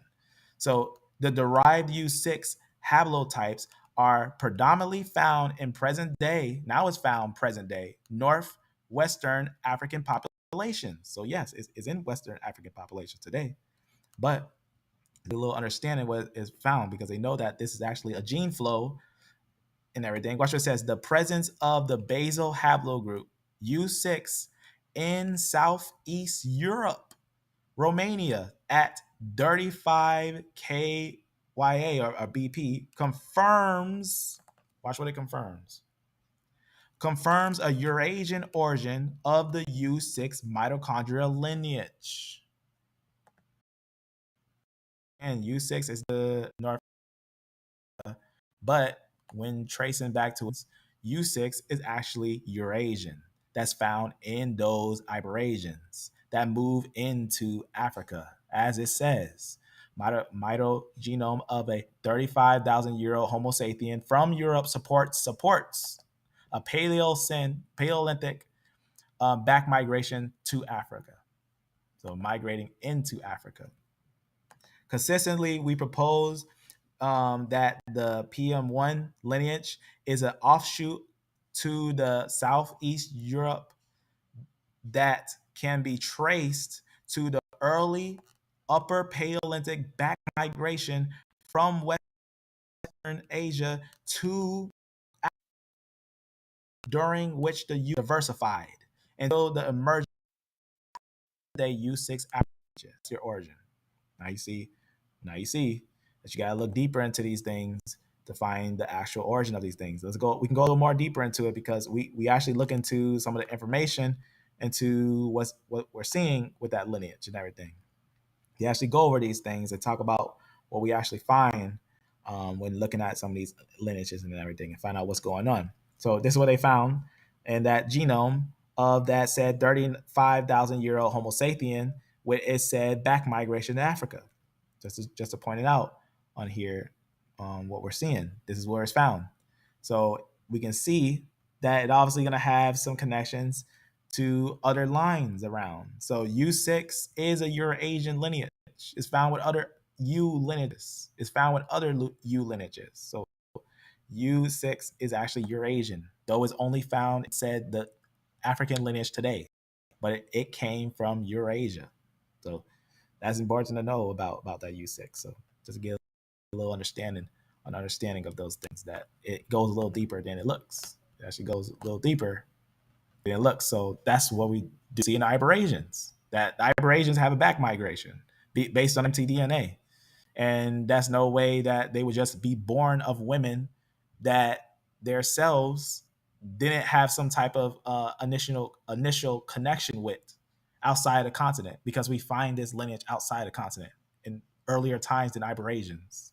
So that's why they're talking about that 39,000-year-old that would match with this one, right? And let's see if the Iberasians have evidence of going to Arabia. Let's look at a little more information real fast and look at that Iberasian, because that's good that you pointing that out, right? You point that out, so we got to touch on that.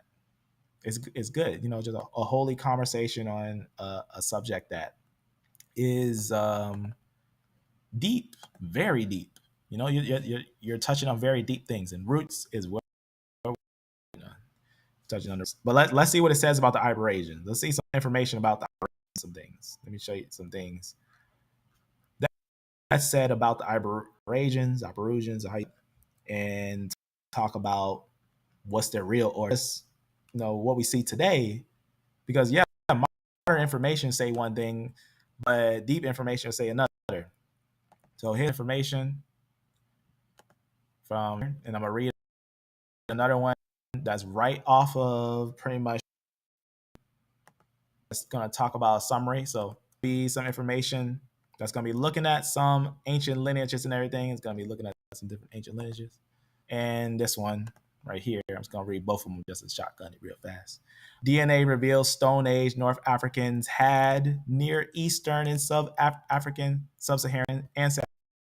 What? Okay, let's see what it's talking about here. Let's see what they talk about. So they obviously talk about the Iberasians. They talk about the Iberasians, right? Talk about the ones in Morocco and everything, the Iberasians. But let's talk about real fast what we find on those. I'm just gonna shotgun it. As far as mtDNA is concerned, Omen B together point to common H2A1. This haplogroup is found much earlier at for alt, right? 25,000 BP. We have 20 BC or 20,000 BC, and it is all later, right? Later overall in Europe after the Neolithic expansion. Important that also this lineage is this African. Is that H lineage now African? I recommend looking at the Iberasians mtDNA. I highly recommend it. It's really to paint a picture that's while this thing is loading. Let me just let it load.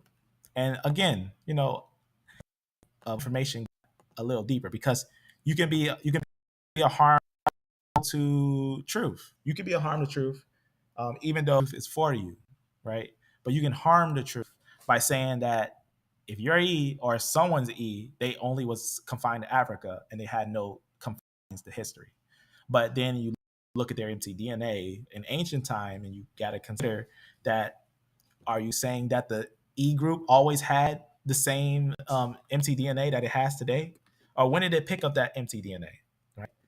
And that's what you've seen with the Bantu expansion. That's what we've seen. That's when they picked up that mtDNA, even earlier than that, because that L lineage was a sister. Some of the L lineages were sisters to the E lineage. That's important. That's why I like with them at first. But what happens in the biblical narrative, right? Abraham gets with, for things like that. But let me show you something from this thing loaded. I'm gonna try to read this thing real fast from here. I don't know why I keep doing that.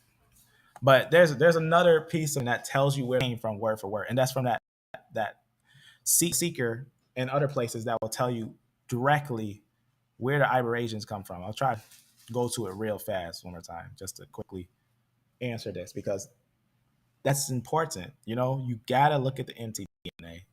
You gotta link the cultures together. You gotta look at where the mtDNA came from. You gotta look at if the Iberasians actually have a tie to the Natufian, and they do.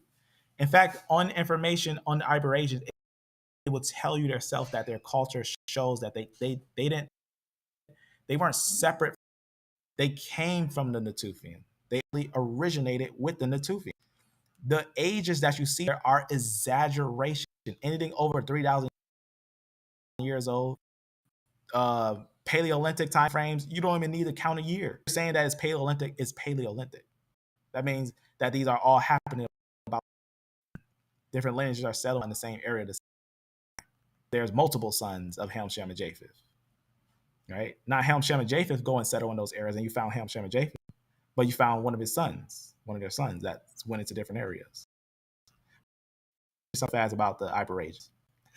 About two-thirds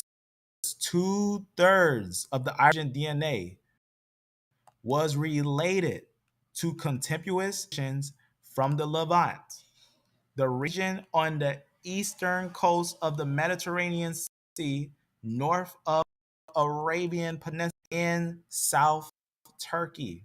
It includes Israel, Jordan, Lebanon, the Palestine territories, and Syria. So you see Iberasians. So the Iberasians, it goes a little deeper than this. And a lot of people know this stuff. The Iberasians, as you see, they go way back. So you gotta understand these things a little closer. You can't just be guessing. You can't be guessing because you might cause a. So right here, there it is. You can see let's talk about it.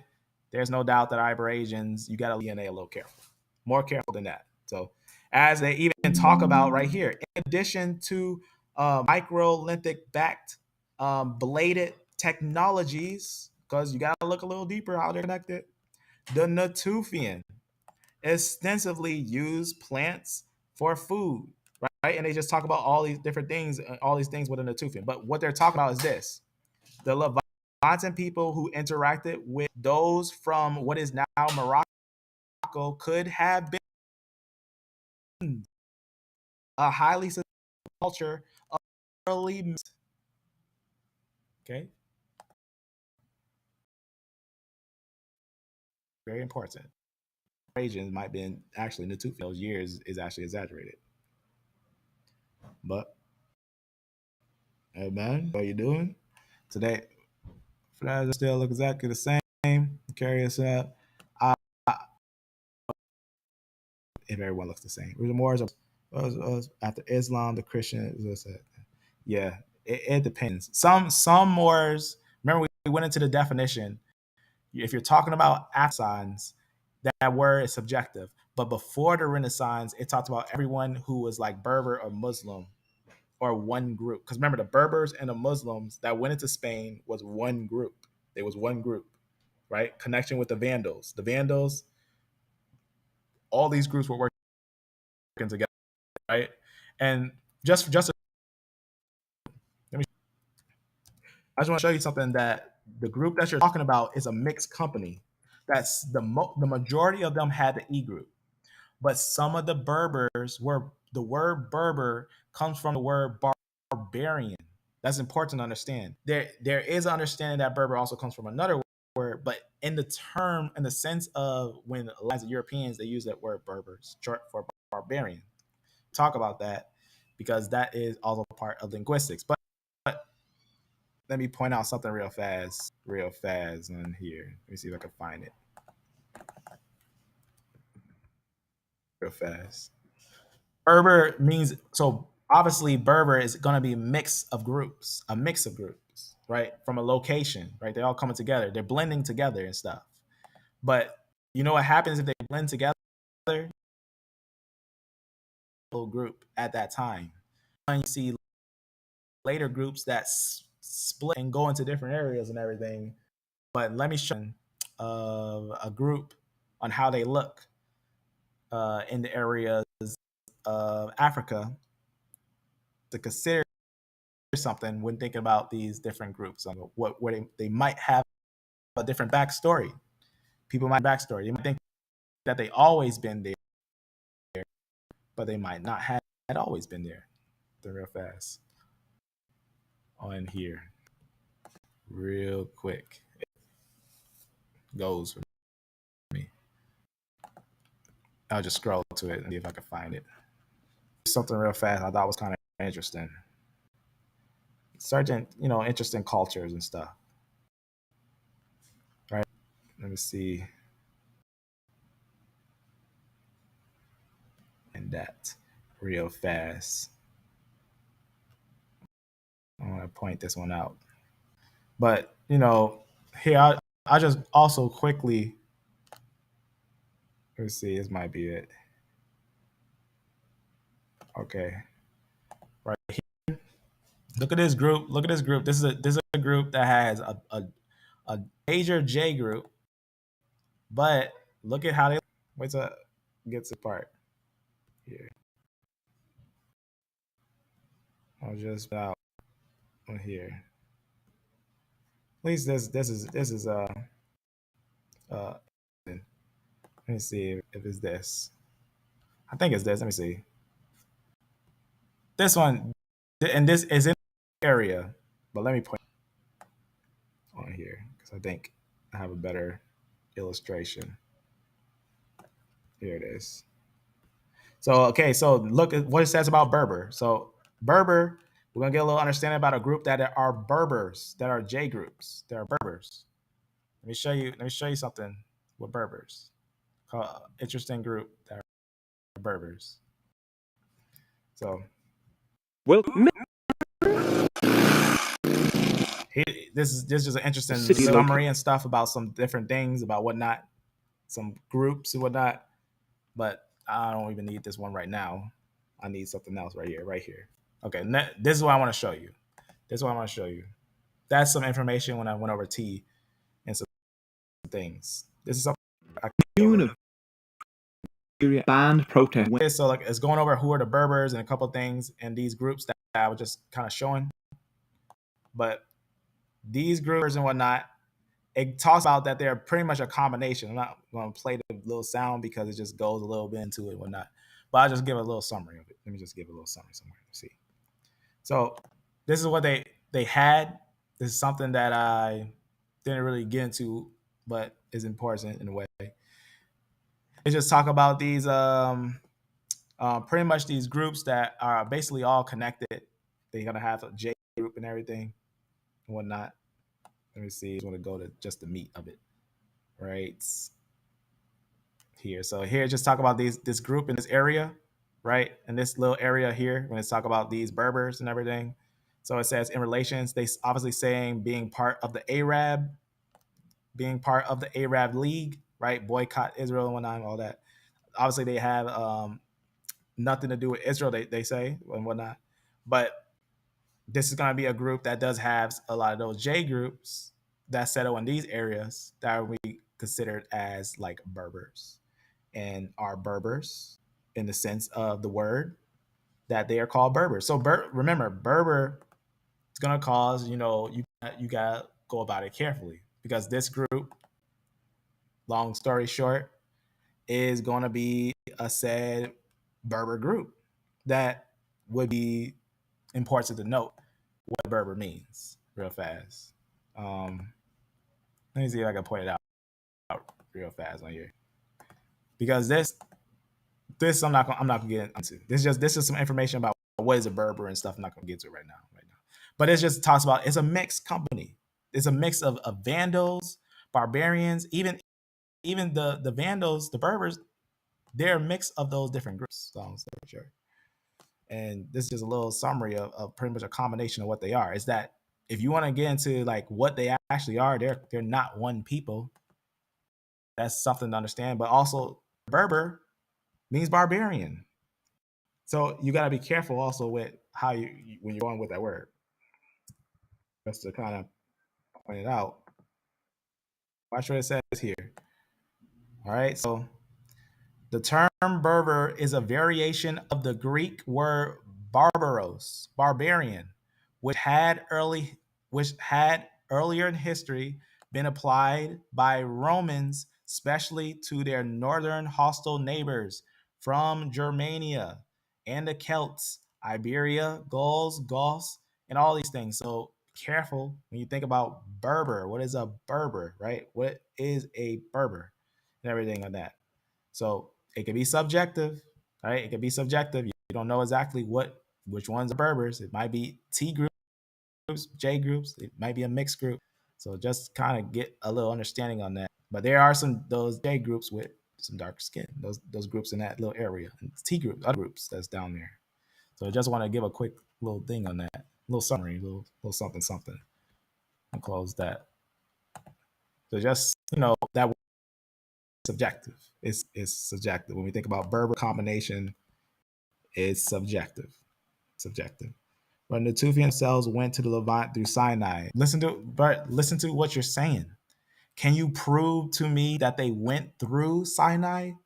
Can you connect the Natufian? Show me an older fossil than that 39,000-year-old Natufian.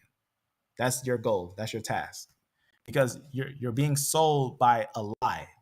That's not true. E1B1B didn't come out of Africa. Can you prove that E1B1B came out of Africa?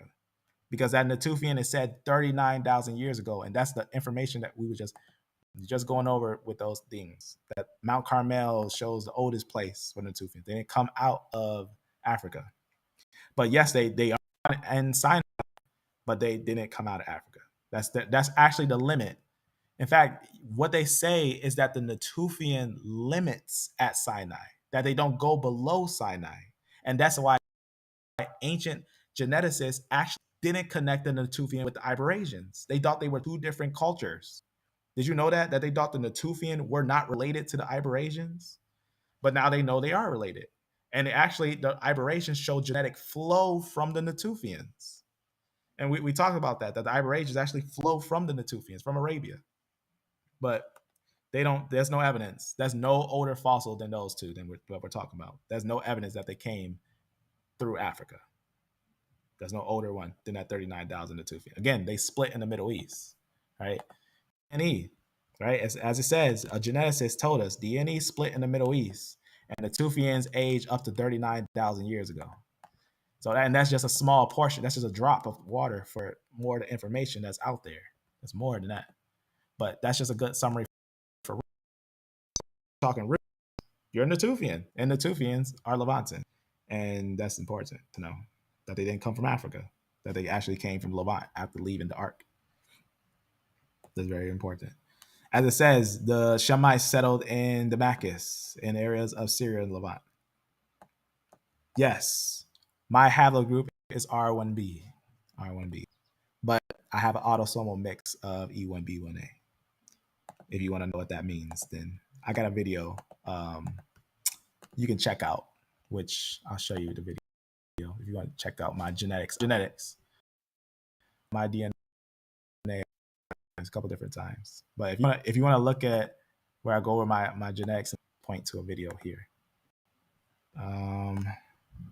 It would be one that is called right here, roots. If you check out this, you'll see my genetics, and you can see what's going on there. So you can take a look at that if you want. And then I go into the autosomal and a couple different things and what it basically points to, and a couple of different things that I found afterwards of looking at it. But thank you for asking. This is pretty much an interesting one. I found an interesting autosomal with Ramses the third, which is kind of interesting. But I've been saying that our lineages had connections to the Egyptians, and if they had connections to the Egyptians, then they would have connections to the rising of the Israelites. So that's something that's important to know. But also history, there's some interesting history that is considerable when looking at these things and whatnot, like the Bible, how it's about how the clans are made. But see, you can see the little autosomal mix. They say with Ramses, E1B1A, Valley of the Kings. So some interesting thing right there. I think it's kind of interesting. But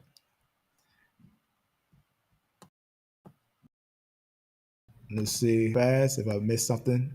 The majority of why B. Levant arrived there the moment of the Coraxis. I agree. That's definitely possible that J2B came down there during the Coraxis movements. That's definitely possible. Definitely possible. In order, yeah, but you gotta, like we already went over that, right? You gotta prove that those MTDNAs came deeper within Africa. Did that E come out of Africa or did it go into Africa? Did that E, in fact, let's just let me see what's up. All right, we got a couple minutes. Let me show you something. Let me just show you something so that I don't know if you've seen here. If you want to see a video where we went over just like the Iberasians and stuff like that, I did a review on the brothers DNA right here, Bnei Israel DNA video summary, and you know over on this, we go over the oldest E1B1A find. We go over a couple of different old finds. Let me see if I can find it. I put a lot of timestamps here. I can find some timestamp. Let me see. I haven't went back to this video in a long time, but let me see if I can find it. Let's see. Somewhere.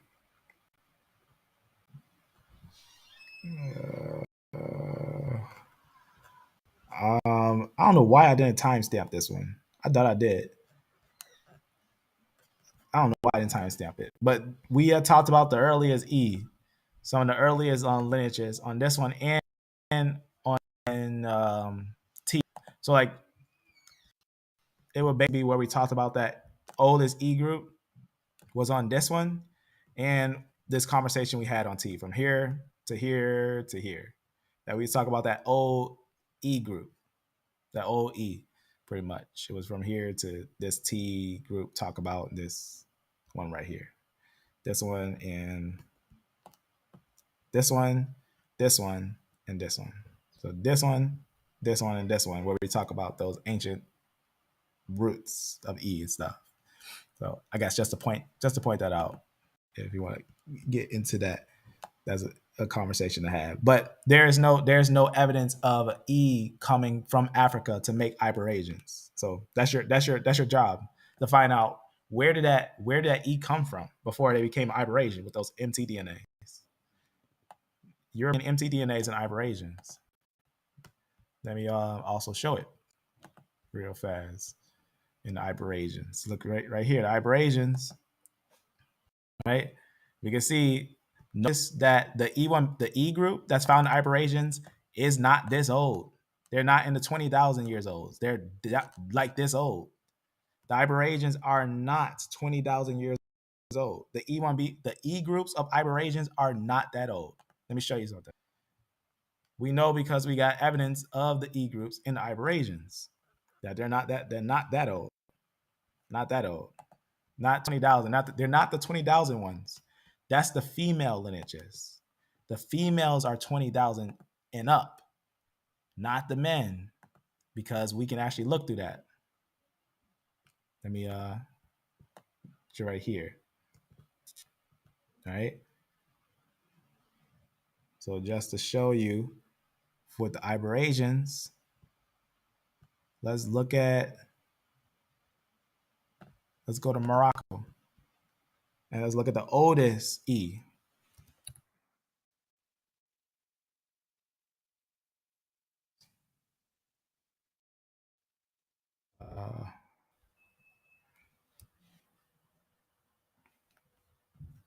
Let's just, I don't want to go too far down to see.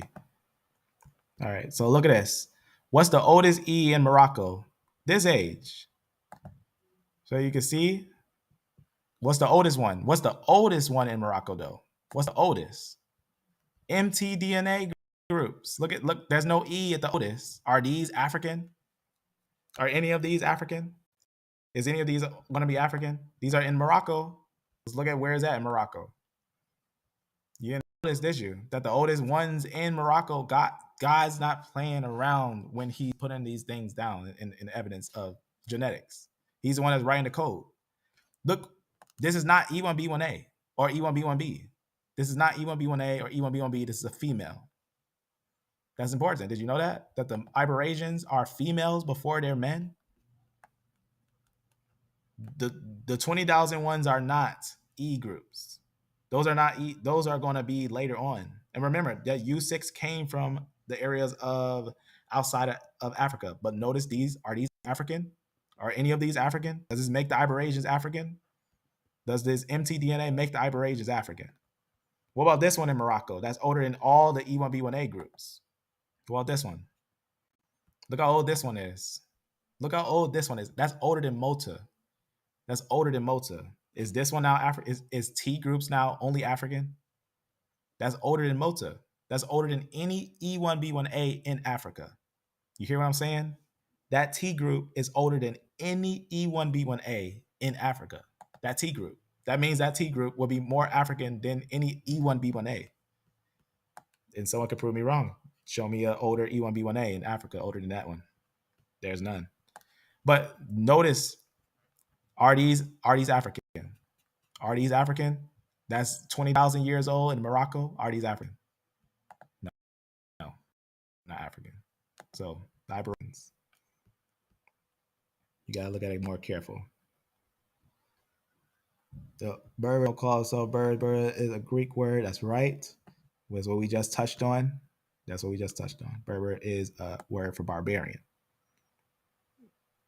Wait, sorry, bro. We might need to fix that problem. I cannot pick up your voice. Oh yeah. If it's going in and out, it must be all of a sudden lagging. I'll make sure next time I plug it in. I don't know why it's doing that. Yeah, not 100%. Yeah, and that's the group we were just talking about. That if maybe I'll do a history of them because it goes deeper than that. They're not only African, and nor are they only isolated Africa. The Berbers moved from somewhere else.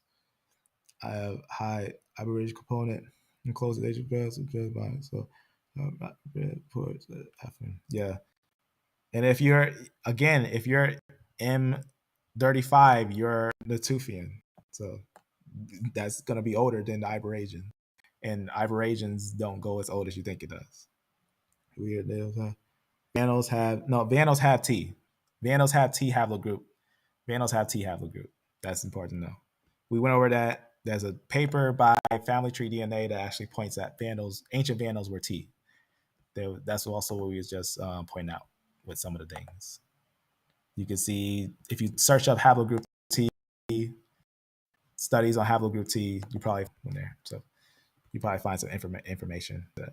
But again, even this, look at the Iberasians, you look at the information, they'll tell the Iberasians did not come from Africa, but they actually came from somewhere else. They came from somewhere else. So that's something to know. Look at the fossils, as it says, from 50 this time. That's one of E1B1B. But notice which ones are older. So that's why they say with this line that the skeletons remains belong to the Natufians. It tells you that these groups belong to the Natufians. That's what it said. It said that these would belong to Natufians. But the mtDNA that's found among them, the mtDNA is European. The mtDNA of this group is European. And that means that they came from Europe, not from Africa. That means they came from Europe because they mixed with Europeans. The women that mixed with this group, that's why they are not African, because there's no older group of these groups, but the women are older than them and show that they came from somewhere else. So it's a little more to it than just saying, well, I think that is older, so it must be older, but it's not. That's not older. That's actually gonna be connection to the Natufian. That's important. But it also, they even say it might be even younger than that, because they even say it might connect to some other things that we had talked about, this culture right here, that it might have connection to this culture. So, like I said, anything over 3,000 years old is exaggeration. It's gonna be exaggeration. You can only take it with a grain of salt. You can't say that that's the only years that we had. That's not all we had. But definitely, amen, family. Definitely. But yeah, if you want to see a study on the T group, T. If you look up T haplogroup, I'm probably like one of the only ones that did a video on T. Probably, I'm not saying the only one, but most likely the only one. But I don't know what's the easiest way to find it. You know. See, there's not a lot of studies on T haplogroup and everything and whatnot. But that's why even just, finding my page, you could just go to it with the T haplogroup. Maybe I should change the title or something, make it a little easier to find. Looks like it's a little hard to find. But we got a study on the T haplogroup where I called it. Yeah. I'm gonna think of a catch name for it, for how to pop up in the top. But here, let me show you real fast that study. Or if you go to playlists and you go over and over, you'll see Synthetic Sunday. And on Synthetic Sunday playlist, that's where we have most of our genetic studies. Because at first we was only doing it every day. But we been doing it a lot of different days. This one, I don't know why that's added on there. I don't know what that. Oh, no, undo. That's a punt. I put it on there just because. But if you go scroll down, you'll see on number 41, right about here. Well, not 41, 39. Haplogroup T mystery right here. This is where we go. This is where we talk about T, and we go over the fossils and everything, and we talk about what is T. And we found out T was the barbarians, were the Berbers. We found out that there's information that they were the Berbers, and we found out that they were the Vandals. That we actually found out that T group was the European Berbers. They were the Vandals. They were the Vandal group, because we had some information that went over the Berbers and over the Vandals and everything. So this was something that I do recommend check out if you want to look at some of those groups. So even like you said, the word Berber came from the Greeks. So that's a thought in itself if it came from the Greeks. But that's something. These are just things to consider. As all love, I welcome this.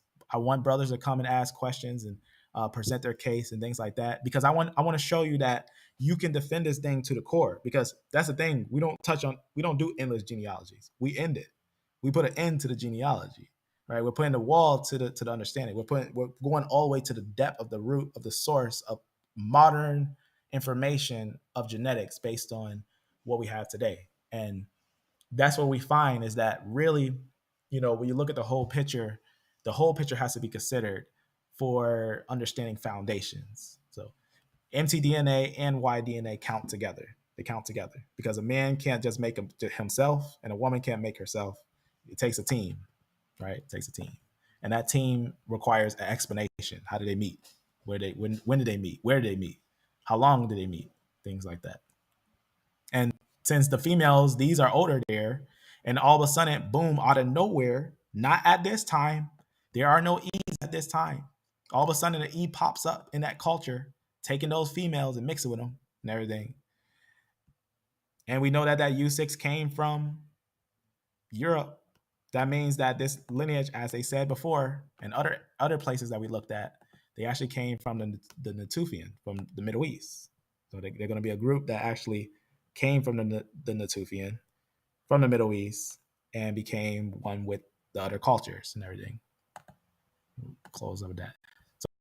So that's our time. That's why they said that 39,000 years Natufian, geneticists have came to the understanding that DNA split in the Middle East.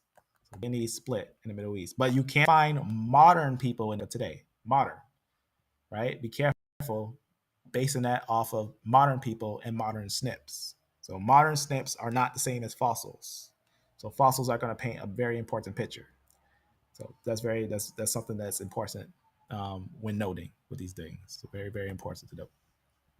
All right. So I work, but definitely we should do more things like this and more going into some deep information, because it all opens up truth.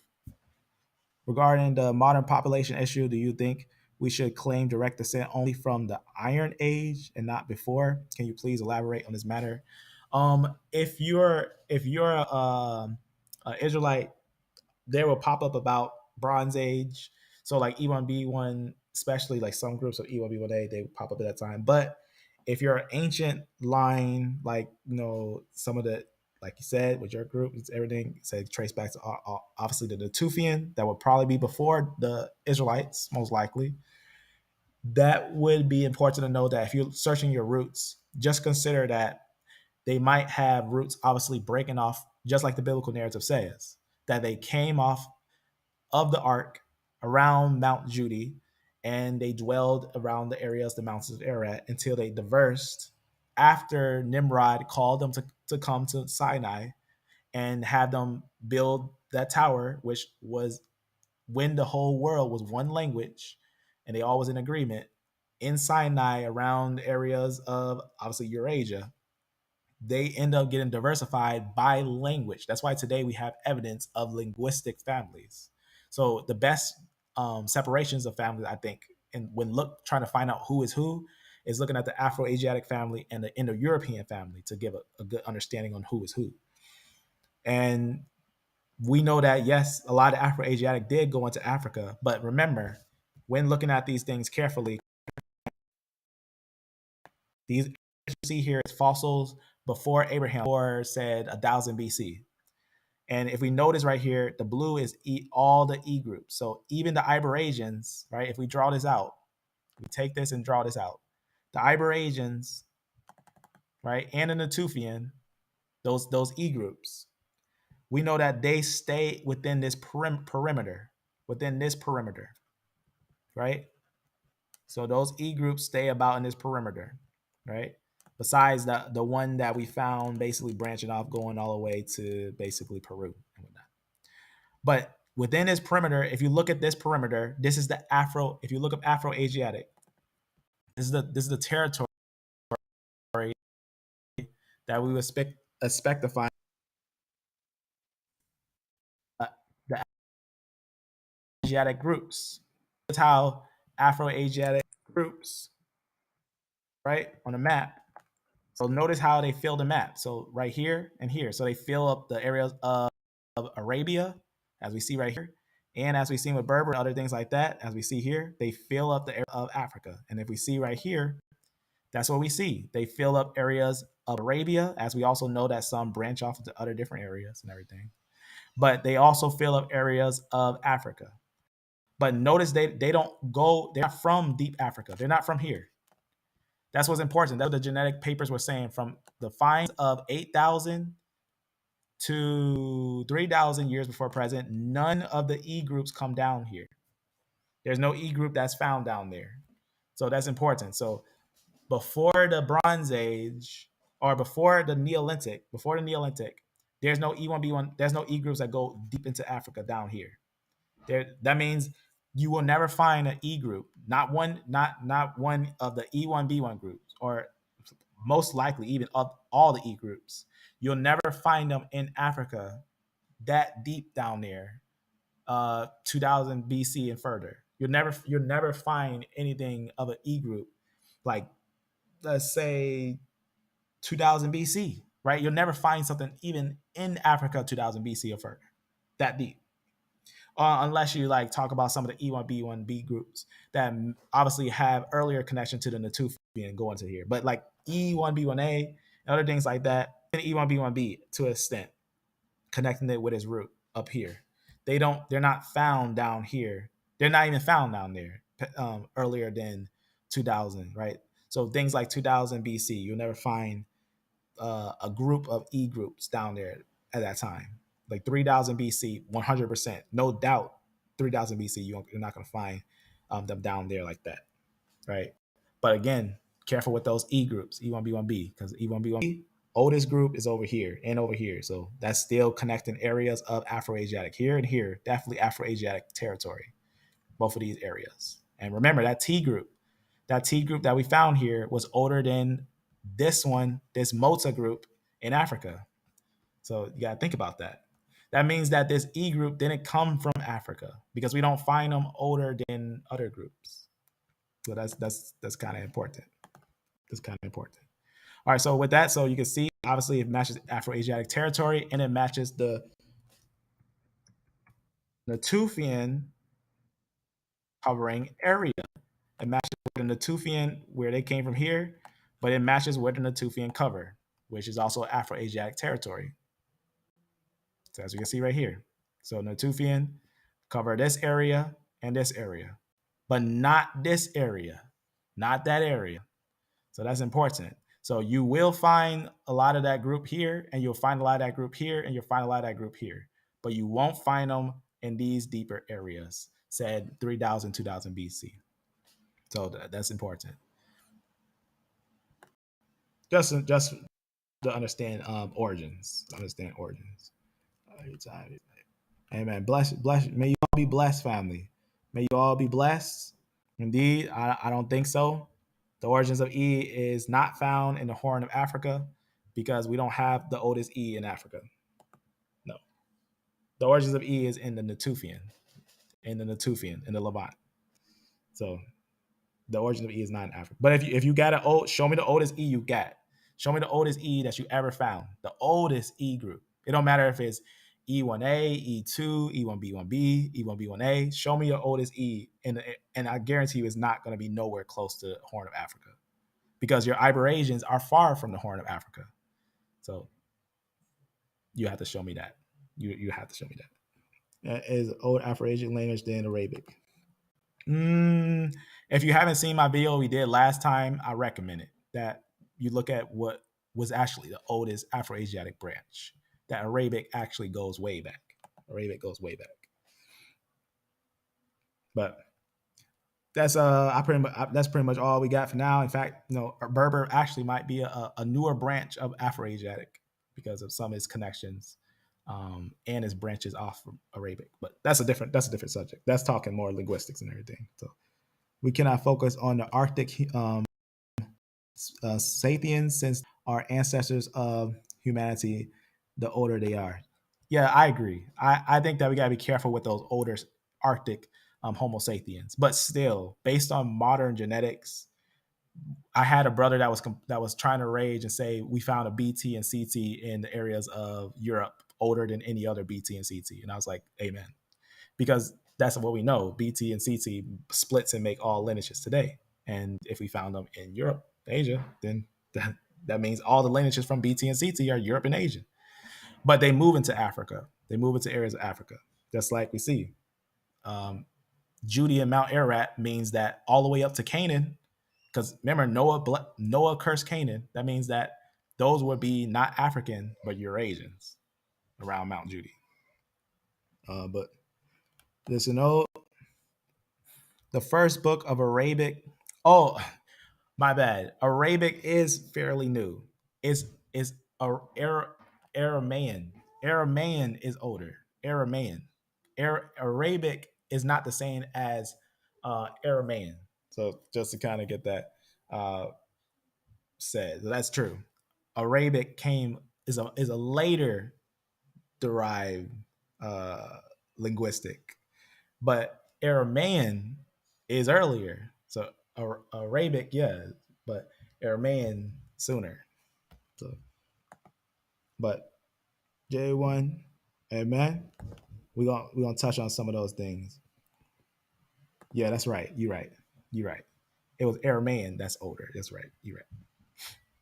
So yeah, Arabic, but still we gotta look at that careful because even Berber kind of also has a stem from those things. So it kind of like which one's older, Arabic or Berber? Because a Berber is in a way a lot of things for Berber has some pickup from Arabic, but still some connection to Aramean. But let's do this again. Let's touch on some more random stuff and get into some stuff and touch on some deep things and whatnot. So I gotta take off the work. I got like 5 minutes to get ready, but I just wanted to stay a little longer, I guess, just to summarize what we touched on today. So what did we touch on today? So it's just some random stuff. I just wanted to toy around with the snip tracker and pointed out that this is a modern snips, but it also gives us a important information because it shows us where people actually are today, but not all of them, but a good some. And we notice that it also fills up some voids as we've seen in old Paleolithic and Mesolithic time frames and Neolithic time frames, even some Bronze Age. We didn't have a lot of lines that filled up here, but then about Iron Age in the Bronze Age, we get a lot of places over here getting filled and everything, and which is fairly interesting. So this snip tracker is definitely useful. I definitely would use it again for going over some things in the combination of using Y-tree. So Y-tree snips this snip tracker, definitely a valuable tool, very, very valuable. And also, we went over a little bit of the history of some of the groups. And I was talking about how you got to be careful because there are some misclassifications of some groups, right? Some groups that are misclassified. The actual haplogroup of Neanderthal is actually A00 and Denisovan is A000. Neanderthal, 3 zeros, Denisovan, 4 zeros. But some misclassifications. I found G's. I don't know about the IJK. I never found one with IJK. But MTDNAs, some are misplaced with some of the Neanderthals because some of the Neanderthals are also females. So that's some things that are also interesting to note with some things. So this was just something we went over with some summaries or some interesting things about some groups and whatnot. And we just talk about some of the groups in certain areas. And that was pretty much it. We was pretty much just getting a nice little summary on these groups. Remember, A and B doesn't make anything of CT. So DNE and CF are two different families from A and B. So A and B is Helm, DNE is shown, and CF is J. And we'll be back with some more deep messages. And with that, family, may you be blessed, may you be beloved, and